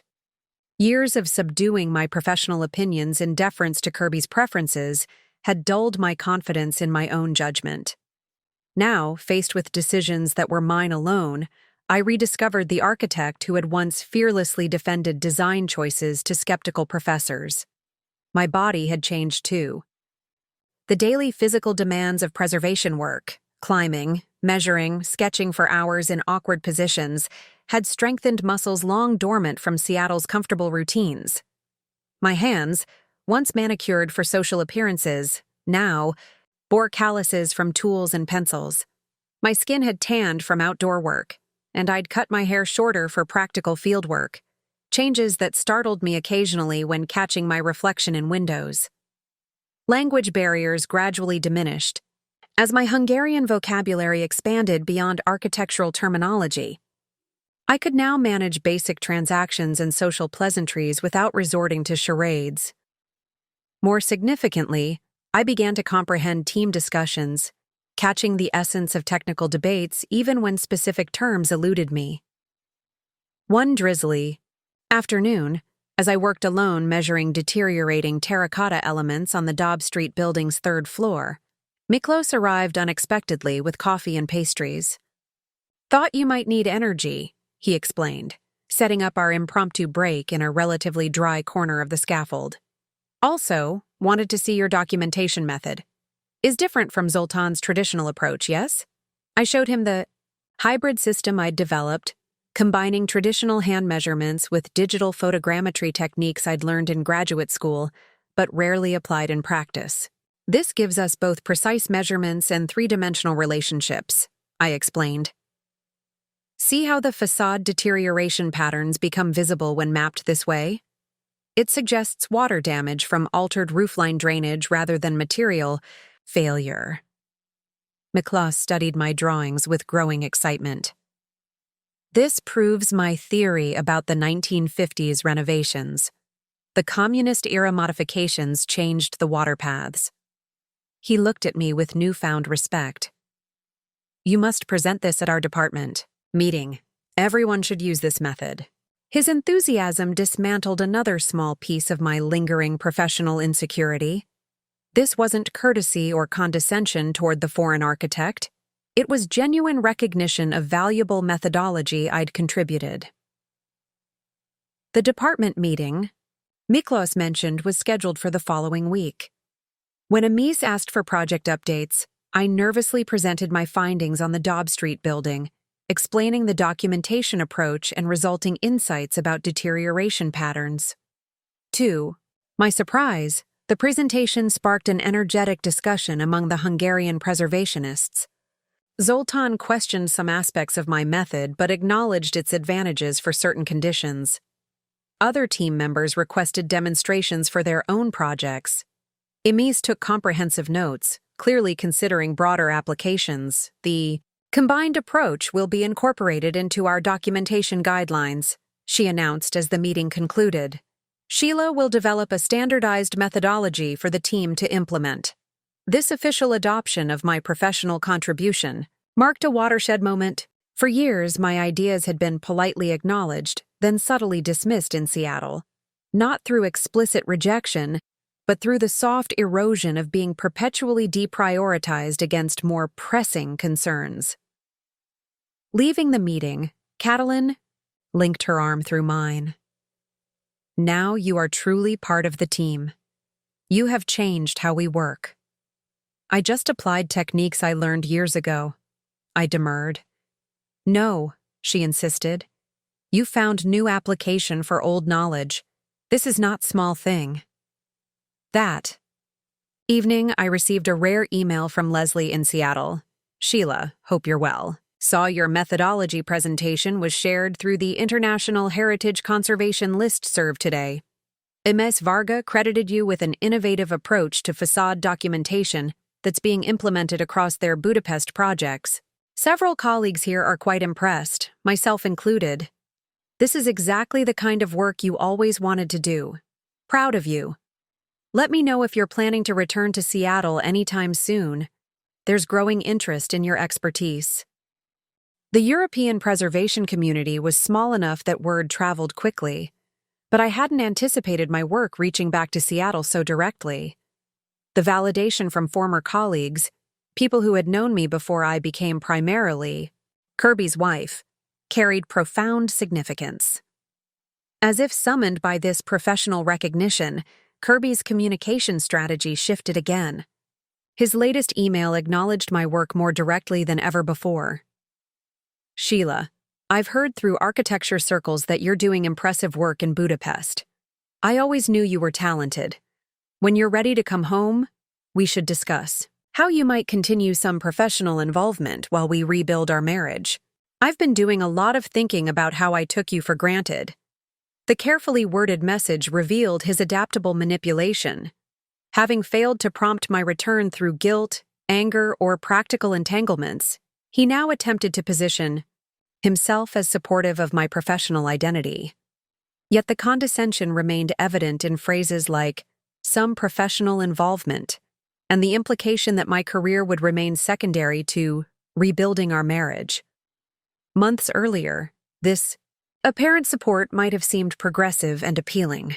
Now, having experienced genuine professional respect and autonomy, I recognized the subtle limitations embedded in his offer. I drafted several responses before sending a brief, neutral acknowledgement.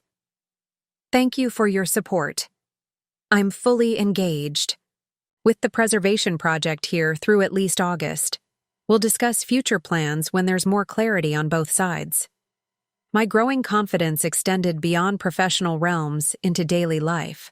I now navigated Budapest with the familiarity of semi-residents rather than tourist confusion, knowing which metro line closed early on Sundays, which market vendor sold the best cherries, which cafe allowed lingering for hours over a single coffee. My university apartment had transformed from temporary shelter to personalized space, adorned with architectural sketches, photographs of documented buildings, and small treasures collected during weekend explorations. A ceramic tile salvaged from a demolition site, dried flowers from Margaret Island, river stones from Danube, shores. The stipend that initially seemed barely adequate now stretched comfortably as I mastered budget living, cooking simple meals from Julia's recipe book, finding free cultural events throughout the city, trading English editing for Hungarian lessons with university students. One Saturday morning in late May, I ventured alone to an architectural salvage yard Zoltan had mentioned on the city's outskirts. Wandering through aisles of discarded historical elements, ornate doorknobs, stained glass fragments, carved wooden panels, I felt a profound connection to the layers of history embedded in each object. The elderly proprietor, noticing my careful examination of terracotta medallions, approached with curiosity. In my improving Hungarian, I explained my work with the preservation team documenting Dobb Street's facade elements. His face brightened with recognition. Zoltan's American? He mentioned you. Come, I have something you should see. In a back room filled with carefully organized architectural artifacts, he showed me a collection of original molds used for creating Art Nouveau decorative elements in the early 1900s, including pieces that matched exactly with the deteriorating medallions on my Dobb Street building. "These might help your restoration work," he offered. "Better than guessing at original patterns?" The discovery represented a breakthrough for our documentation, original production materials rather than speculative reconstruction. Taking careful photographs and measurements, I thanked him profusely. "You understand the value," he said approvingly. "Most young people see only old, broken things." Leaving the salvage yard with detailed documentation of the molds and the proprietors, promised to collaborate with our team, I felt a surge of accomplishment entirely my own. Not as Zoltan's assistant or a Macy's fellow researcher, but as a preservation architect who had made a valuable discovery through independent initiative. Back at headquarters, I compiled the findings into a comprehensive report and emailed it to the team, including recommendations for incorporating the mold documentation into our restoration planning. Zoltan's response came uncharacteristically quickly. "Excellent work. This changes restoration approach completely. Very important discovery." These 7 words of professional validation from the taciturn engineer who rarely offered praise and never without justification represented a milestone in my journey. From abandoned tourist to respected colleague. That evening, I called Connie with more animation than I'd felt in months. "I need to tell you about the architectural molds I found today," I began, launching into a detailed explanation that would have bored her to tears in my previous life. "I have no idea what you're talking about," she laughed when I finally paused. "But you sound more like yourself than I've heard in years. Not since graduate school, actually." Her observations stopped me mid-sentence. She was right.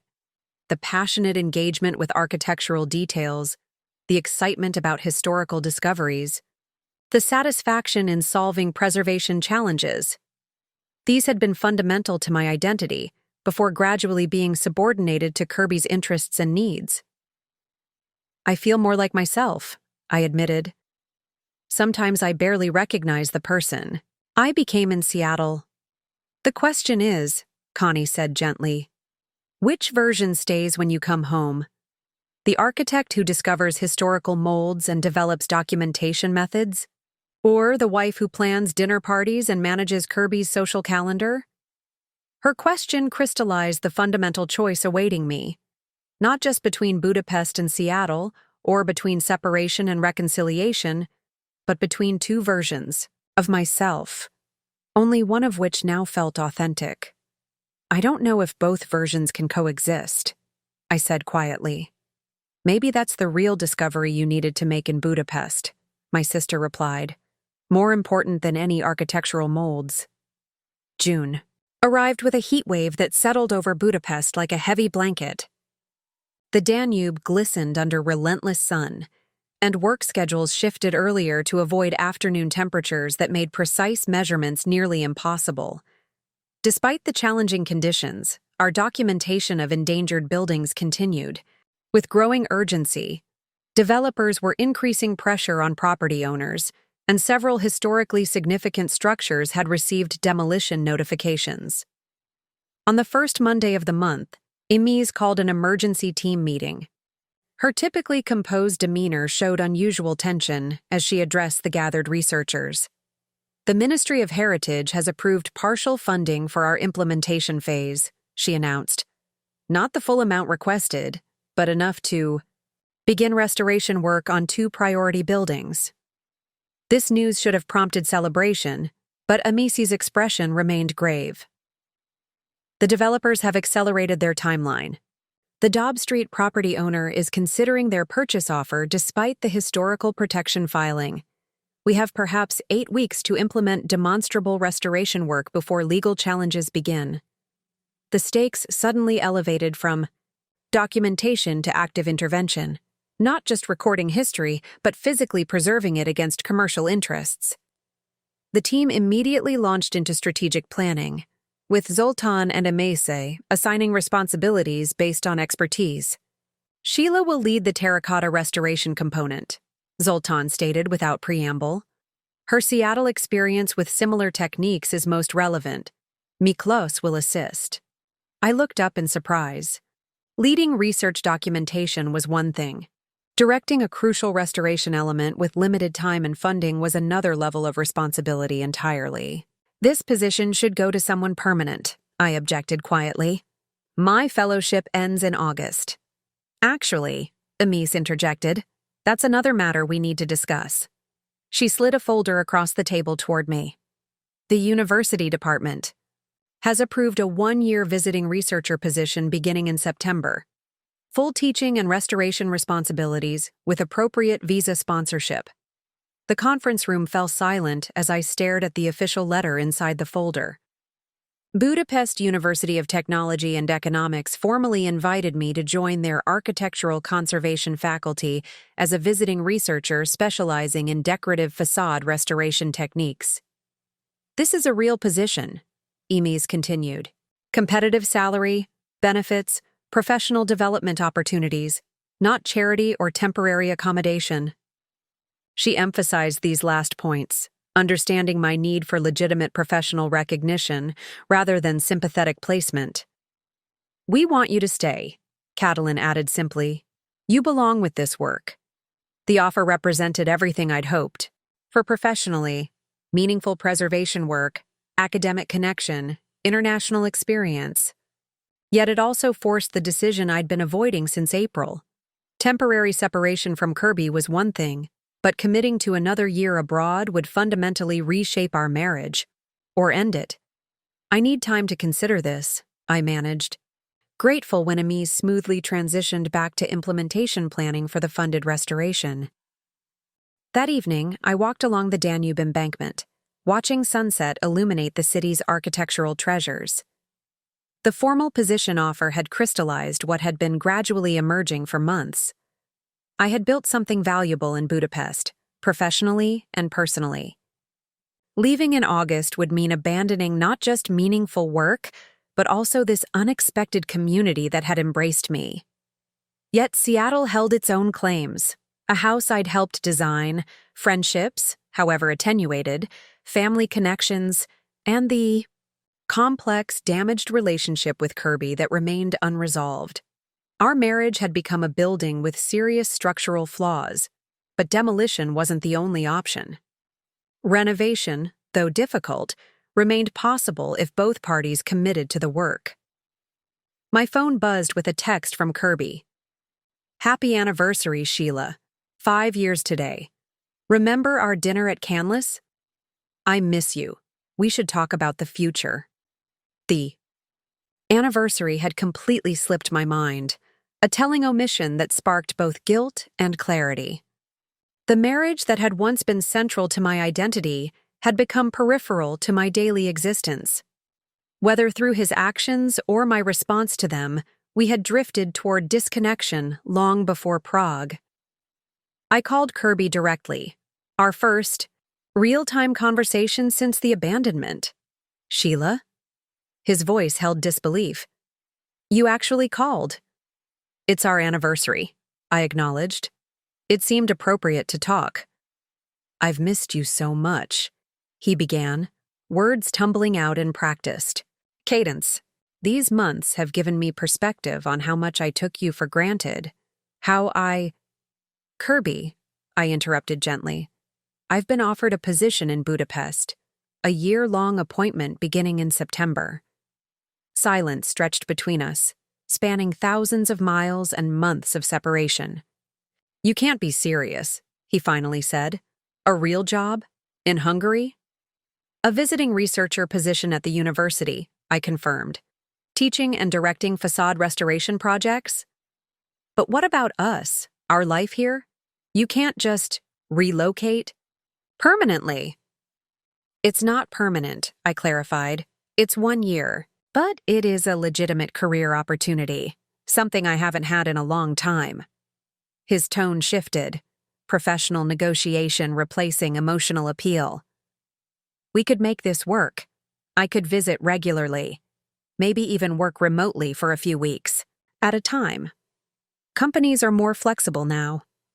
The offer surprised me, Kirby suggesting adaptation to my career rather than expecting the reverse.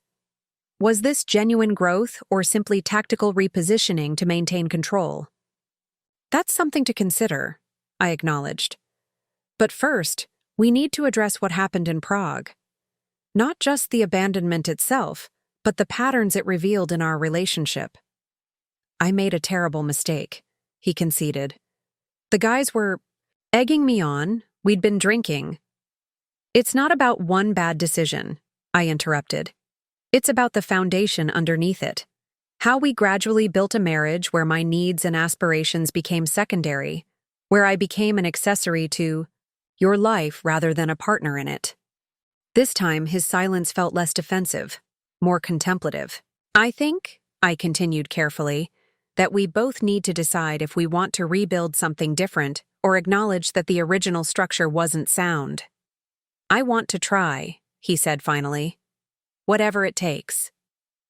As the call ended, the Buda castle illuminated across the river, its reconstructed walls standing firm despite centuries of damage and rebuilding. Some structures could be saved, renewed, and strengthened after near destruction. Others, despite best intentions, could never safely function again. Time would reveal which category held our marriage. Following my anniversary conversation with Kirby, life in Budapest accelerated to a dizzying pace. The Dobb Street restoration project demanded intense focus. We had mere weeks to demonstrate meaningful progress that would strengthen the building's historical protection status against developer challenges. Using the vintage molds I'd discovered, we developed a restoration plan for the building's most significant Art Nouveau elements. The process required ingenuity with limited resources, adaptive techniques that honored historical methods while accommodating modern constraints. In perfect world, we rebuild entire facade, Zoltan explained as we assessed damaged terracotta elements. With our budget, we must create, what is English word? Prototype? Example sections that show potential. The strategy made sense. Implement our restoration approach on the most visible and historically significant portions of the facade, creating a compelling case for complete preservation. My role encompassed both technical oversight and community engagement, explaining our work to neighborhood residents and local business owners whose support could influence pending legal decisions. This public-facing responsibility pushed me beyond my technical comfort zone. In Seattle, I'd gradually withdrawn from presentation roles, allowing Kirby to become our household spokesperson. Now I found myself conducting impromptu sidewalk discussions with curious passers-by, presenting our restoration approach at neighborhood association meetings, and documenting our progress through weekly social media updates. You have talent for this, Miklos observed after watching me explain terracotta restoration techniques to a group of architecture students. Making complicated things understandable without simplifying too much. I used to teach, I admitted. Remembering the adjunct position I'd held briefly before Kirby's promotion had required extensive entertaining responsibilities. I'd forgotten how much I enjoyed it. As June progressed, the position offer from the university remained officially unanswered, though I was functionally operating as if acceptance were inevitable. My apartment lease had been extended through the following summer, and Amis had included me in fall semester planning. Kirby's response to my potential extended stay had evolved from initial resistance to strategic accommodation. Our communications increased in frequency, but remained carefully focused on practical matters. His potential visit to Budapest in August, logistical questions about the house in Seattle, financial arrangements for a year of separation. On the surface, his adjustment seemed positive, acknowledging my professional opportunity and expressing willingness to adapt. Yet something felt calculated about his acquiescence, as if he were simply implementing another approach to the same objective, bringing me back to Seattle and our previous life. Men like Kirby understand power, Amis commented when I mentioned this impression during a working lunch. When direct authority fails, they switch to subtle influence. Be careful of easy compromises. I appreciated her directness. Throughout my Budapest journey, she'd offered perspective without presumption, respecting my agency while providing insights from her own experiences. The compromises are necessary if we want to preserve the marriage, I pointed out. Yes, but which elements are structural and which are decorative? She asked, extending the architectural metaphor that had become our shared language. Some aspects can be modified without compromising integrity. Others, if changed, cause collapse. Her question prompted deeper reflection about which parts of myself I could adapt without fundamental damage. Where was the line between healthy compromise and self-erasure? These philosophical questions found practical application in the Dobb Street restoration. Each technical decision required balancing historical authenticity with modern realities, determining which elements were essential to preserve and which could be thoughtfully reimagined. By mid-June, our demonstration sections began taking visible shape. The most severely damaged terracotta medallions had been carefully removed and replaced with replicas created using the historical molds, while less deteriorated sections received minimally invasive stabilization treatments. The work itself became a form of public education, scaffolding designed to allow pedestrian viewing, information panels explaining techniques, weekly guided tours for community members. This transparency transformed the restoration from isolated technical work into neighborhood engagement. Local businesses began displaying historical photographs of the building alongside information about our preservation efforts. A nearby cafe created a special restoration blend coffee with proceeds supporting the project. Residents placed "Save Our Heritage" signs in windows, demonstrating growing community investment. My initial restoration leadership had expanded into a community organizing role I hadn't anticipated, but found deeply satisfying. Creating technical solutions was meaningful. Generating public commitment to preservation amplified that impact exponentially. One particularly hot Tuesday, as I supervised the installation of a newly fabricated terracotta panel, Zoltan approached with unusual animation. "City Council member visits tomorrow," he announced. "Very important. Cultural Heritage Committee chairperson, if impressed, can help with protection status." This potential political support represented a crucial advantage against developer interests. We worked late into the evening preparing presentation materials, ensuring our most photogenic restoration sections were complete, and organizing compelling visuals demonstrating the building's historical significance. The council member, a formidable woman in her 50s with architectural training, arrived with minimal entourage but maximum scrutiny. She examined our restoration work with practiced eyes, asking precise technical questions that revealed genuine expertise rather than political performance. I found myself naturally taking lead in the explanation, drawing on both technical knowledge and newly developed communication skills to convey not just what we were doing but why it mattered, connecting specific restoration techniques to broader cultural heritage preservation. "Your approach balances respect for historical methods with pragmatic adaptation," she observed, examining a terracotta connection detail I'd designed. "This is exactly the kind of preservation work Budapest needs, not freezing buildings in time but giving them renewed life and purpose." Her endorsement carried significant weight with both the university administration and local authorities. By week's end, the building had received enhanced protection status, temporarily blocking development plans and creating space for comprehensive restoration funding. This victory, though partial and potentially temporary, represented something I hadn't experienced professionally in years: genuine impact. My specific contributions had measurably advanced heritage preservation in a city I'd grown to love. The sense of purpose this provided contrasted sharply with the increasing hollowness I'd felt in Seattle, where my identity had gradually narrowed to supporting Kirby's success. That weekend, as the team celebrated with drinks at an outdoor cafe near the Dobb Street building, Catalin raised her glass in a toast. To Sheila, who came as a visitor, but stays as a colleague. The informal announcement of my decision to accept the year-long position elicited cheers from the gathered team. They had assumed my acceptance long before I'd formally acknowledged it to myself. Later that evening, I called Kirby with the definitive news. "I've accepted the position," I told him directly. 1 year starting in September. His response was measured, as if carefully scripted.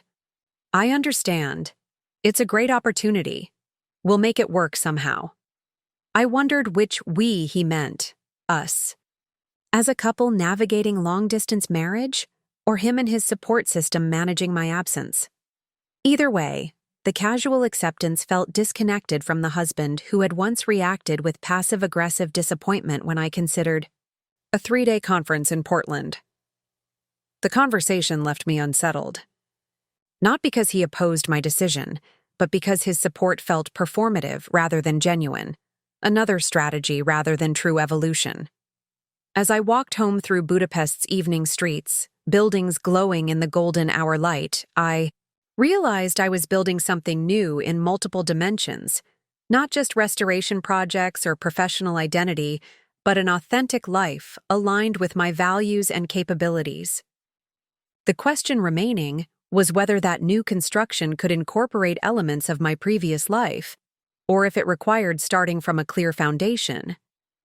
July brought sweltering heat to Budapest, transforming the city into a shimmering landscape of thermal contrasts, sun-baked streets and cool interior courtyards, scorching afternoons followed by vibrant evening life along the Danube. As temperatures rose, so did my integration into Budapest's architectural preservation community beyond our immediate team.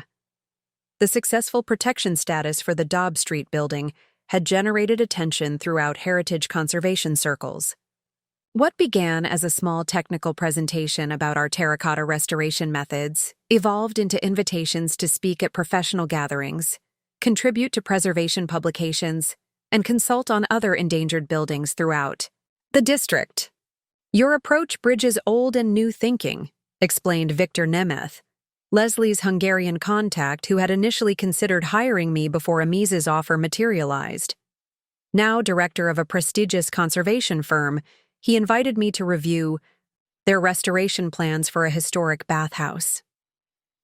Most preservationists either worship tradition blindly or embrace modern solutions too eagerly. You find the intelligent middle path. This professional recognition expanded my circle beyond the university team.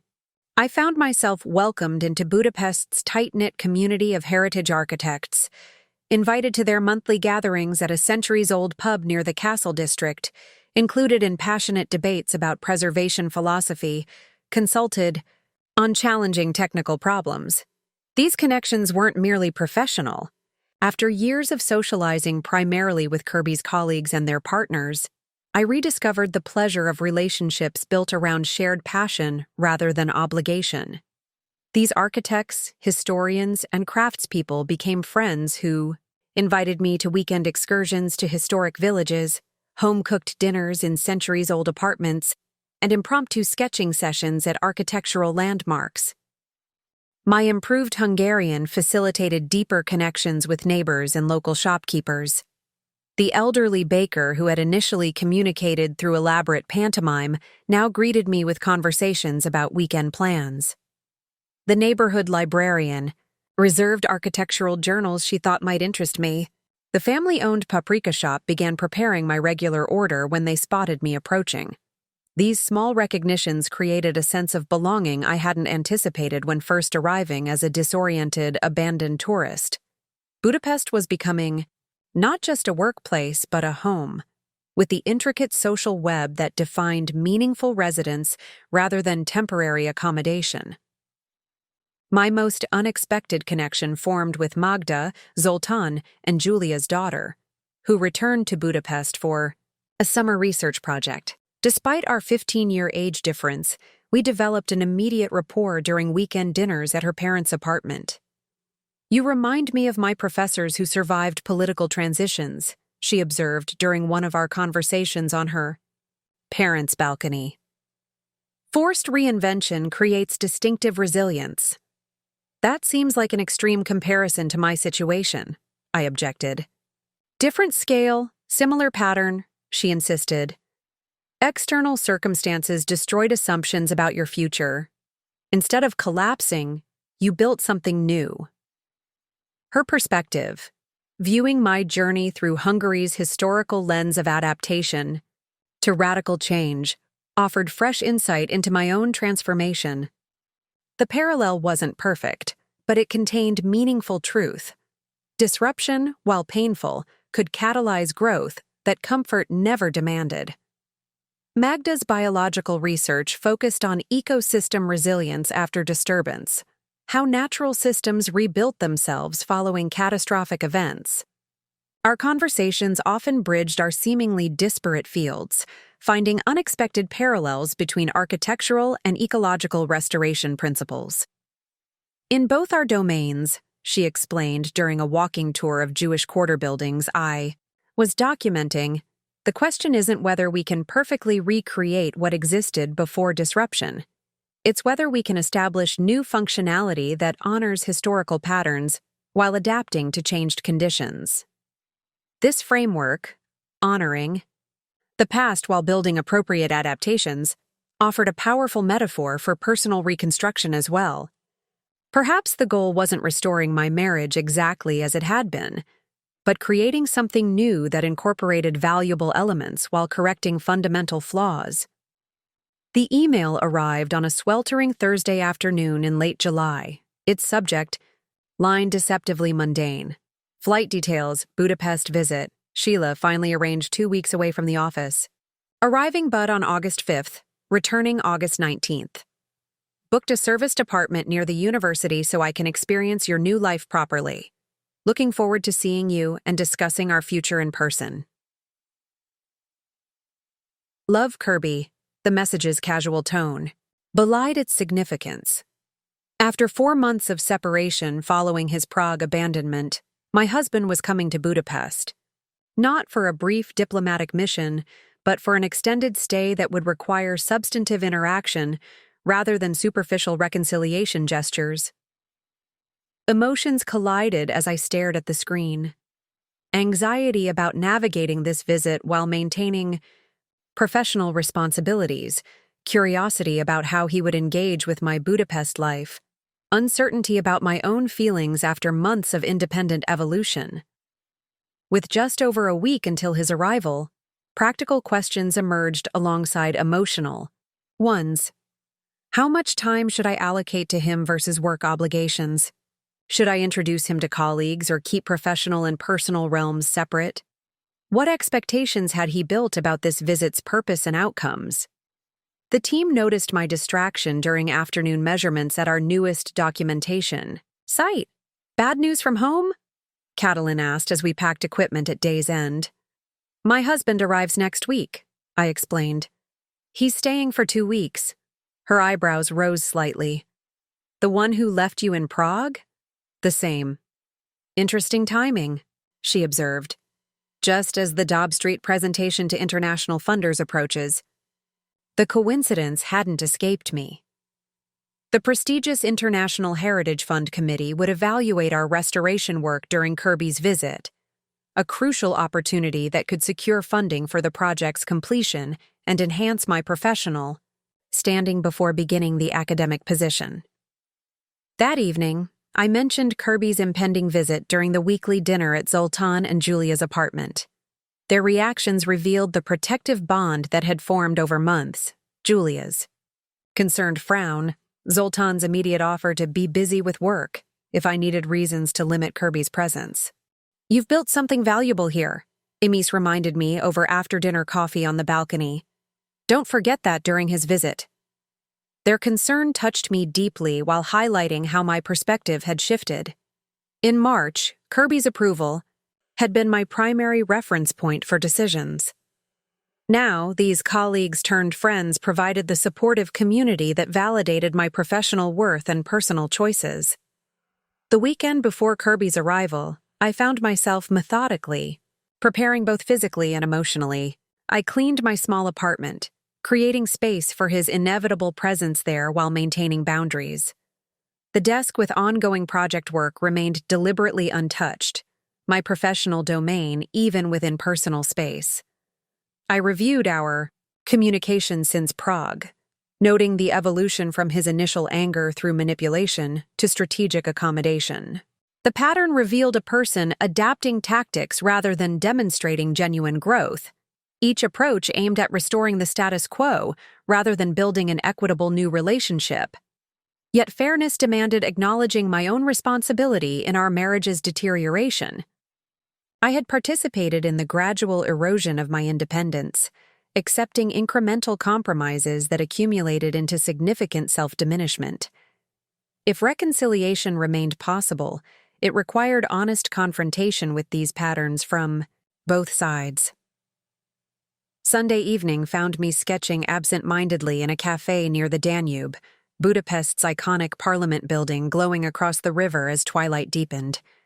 My pencil traced architectural details while my mind rehearsed potential conversations with Kirby, setting boundaries, expressing needs, evaluating whether our relationship could evolve beyond its established patterns. Your lines are decisive. Tonight, observed Istvan, pausing beside my table during his evening walk. Julia's violin-playing brother had become an unexpected friend. Our shared appreciation for Budapest's architectural layering transcending language barriers. I'm preparing for a difficult conversation, I explained, showing him the architectural sketch that had unconsciously developed sharp, definitive strokes rather than my usual softer technique. He studied both the drawing and my expression with the perceptive gaze of someone who had survived Hungary's political transitions. Sometimes, he offered in his careful English, we must draw clear lines to make beautiful buildings. Same with life, yes? His simple wisdom resonated deeply. The boundaries I needed with Kirby weren't about rejection, but about establishing structural integrity, creating clear delineations that could support either reconstruction or respectful separation.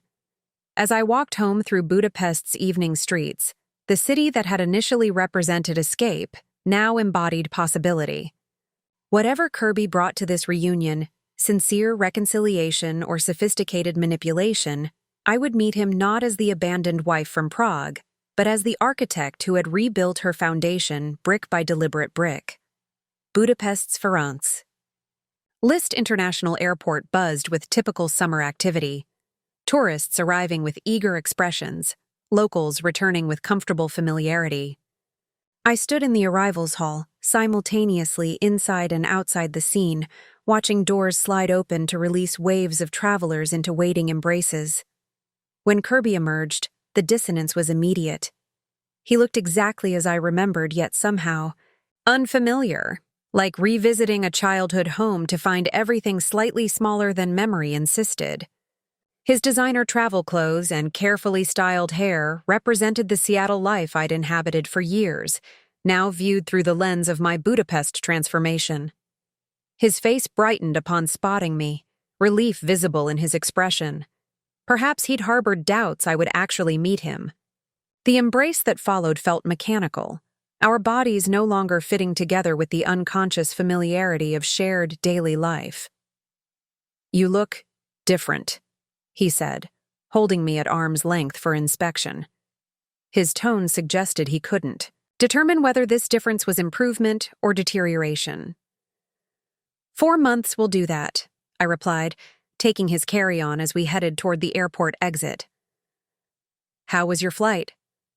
The practiced small talk carried us through the airport and onto the train into the city center. Kirby filled space with details about colleagues, Seattle developments, and his parents' recent health challenges. Updates requiring minimal response while re-establishing our previous patterns of him speaking, me attending. Budapest revealed itself through train windows, Soviet-era apartment blocks gradually yielding to the grand boulevards and ornate architecture of the inner districts.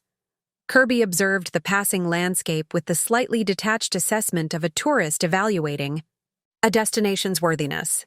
It's more impressive than I expected, he conceded as we emerged from the underground station into the sunlit square near his rental apartment. Though not exactly Seattle's quality of life. The mild dismissal reflected his consistent approach to my Budapest existence, acknowledging it while subtly undermining its legitimacy compared to our real life in Seattle. I let the comment pass unchallenged, helping him settle into the modern serviced apartment he'd selected in a renovated, historical building near the university district. "Would you like to rest, or should we get dinner?" I asked, maintaining the polite distance of separated spouses navigating reunion. "Actually," he said, his tone shifting to practiced sincerity as he unpacked a small gift box, "I was hoping we could talk. I brought something for you." Inside the box nestled a platinum pendant. An architectural compass rose suspended from a delicate chain. Tasteful, expensive, and carefully selected to acknowledge my professional identity while reasserting his role as provider. "It's beautiful," I said truthfully, the craftsmanship evident in the detailed instrument. "I wanted something that represented your work while reminding you of home," he explained, moving to fasten it around my neck without asking permission. A small but telling reassertion of intimacy I wasn't ready to grant. I stepped back slightly, taking the necklace to examine it more closely. "Thank you. I'll put it on later." His momentary confusion at this boundary setting revealed expectations established before his arrival. That gifts and romantic gestures would naturally reset our relationship to its previous dynamic. When I suggested dinner at a nearby restaurant, rather than the intimate apartment conversation he'd clearly planned, disappointment flickered across his features. The restaurant, a local favorite far from tourist paths, provided neutral territory for our first real discussion. After ordering in my now competent Hungarian, I noticed Kirby's surprise at this evidence of my adaptation to Budapest life. "You've really settled in here," he observed, not entirely pleased. "I have," I acknowledged simply. "It's become more than a temporary escape." "About that," he began, setting down his fork with deliberate care, "I need to understand what happened, Sheila. One argument, one admittedly terrible mistake on my part, and you completely disappeared into a different life. It seems disproportionate." The characterization, reducing months of marital imbalance to one argument, and his deliberate abandonment to one mistake, crystallized the fundamental disconnection in our perspectives. "Prague wasn't the cause, Kirby," I said quietly. "It was the catalyst. The problems existed long before that day." "What problems?" "We had a good life. Everyone envied us. Everyone saw what we presented publicly. They didn't see how I gradually became smaller, professionally, personally, to accommodate your success and comfort." His expression shifted between confusion and defensive dismissal. "I always supported your career. I never prevented you from working." Support isn't just allowing something to exist. It's actively creating space for it to thrive, the way I did for your career for years. The conversation that followed unfolded. Like careful archaeological excavation, layers of our shared history examined from radically different perspectives. Kirby genuinely couldn't recognize the patterns I described, seeing only discrete incidents with reasonable explanations rather than a systematic diminishment of my autonomy and ambition. As we walked back toward his apartment in the gentle Budapest evening, the limestone buildings glowing amber in streetlights, the fundamental question emerged with unavoidable clarity. Not whether we could communicate better or compromise more effectively, but whether we actually wanted the same relationship anymore. "I still love you," he said, stopping beside the Danube embankment. "I want to make this work, whatever it takes." Looking into his familiar face, I recognized the truth in his declaration, according to his understanding of love and partnership. The question was whether that understanding could expand to incorporate who I had become. Kirby's 2-week visit to Budapest unfolded like a carefully orchestrated dance between past and present. During weekdays, I maintained my professional commitments, leading restoration work, preparing for the international funding presentation, attending department meetings about the upcoming academic year. Evenings and weekends belonged to the delicate navigation of our relationship's uncertain future. I showed him my Budapest, the preservation projects that had become my passion, the cafe where Julia made my coffee exactly as I liked it without asking, the hidden architectural treasures I'd documented in my growing collection of sketchbooks. He participated with measured engagement, observing this life I'd built with the analytical assessment of someone evaluating an investment property rather than experiencing its emotional landscape. The International Heritage Fund presentation arrived midway through his visit. Standing before preservation experts from across Europe, I presented our restoration methodology with confident expertise, fielding technical questions and articulating the cultural significance of our work. From the audience, Kirby watched with an expression I couldn't quite interpret. Pride mingled with something like surprise, as if seeing a stranger performing in familiar skin. "You were remarkable," he said afterward during the reception. "I knew you were talented, but seeing you like this?" He trailed off, struggling to reconcile the poised professional before him with the supporting partner he'd grown accustomed to. The committee approved our funding request, ensuring the DAB, street restoration, would continue under my guidance during my academic appointment. Celebrating with the team that evening, I watched Kirby attempt to integrate into this community that had embraced me. Zoltan was cordially reserved, Emes professionally polite, Catalin warmly cautious, each expressing through subtle interactions their protective concern for my well-being. On Kirby's final evening in Budapest, we sat on Margaret Island watching the sun set behind Buda's hills, the city gradually illuminating around us like a circuit board coming to life. "I understand now," he said finally, "why you couldn't just come home after Prague. What you've found here." "And?" I prompted gently. "And I don't fit into it," he acknowledged with surprising candor. "At least not the me who left you in Prague. Maybe not any version of me." His honesty, hard-won through 2 weeks of witnessing my transformation, offered the first genuine connection since our separation.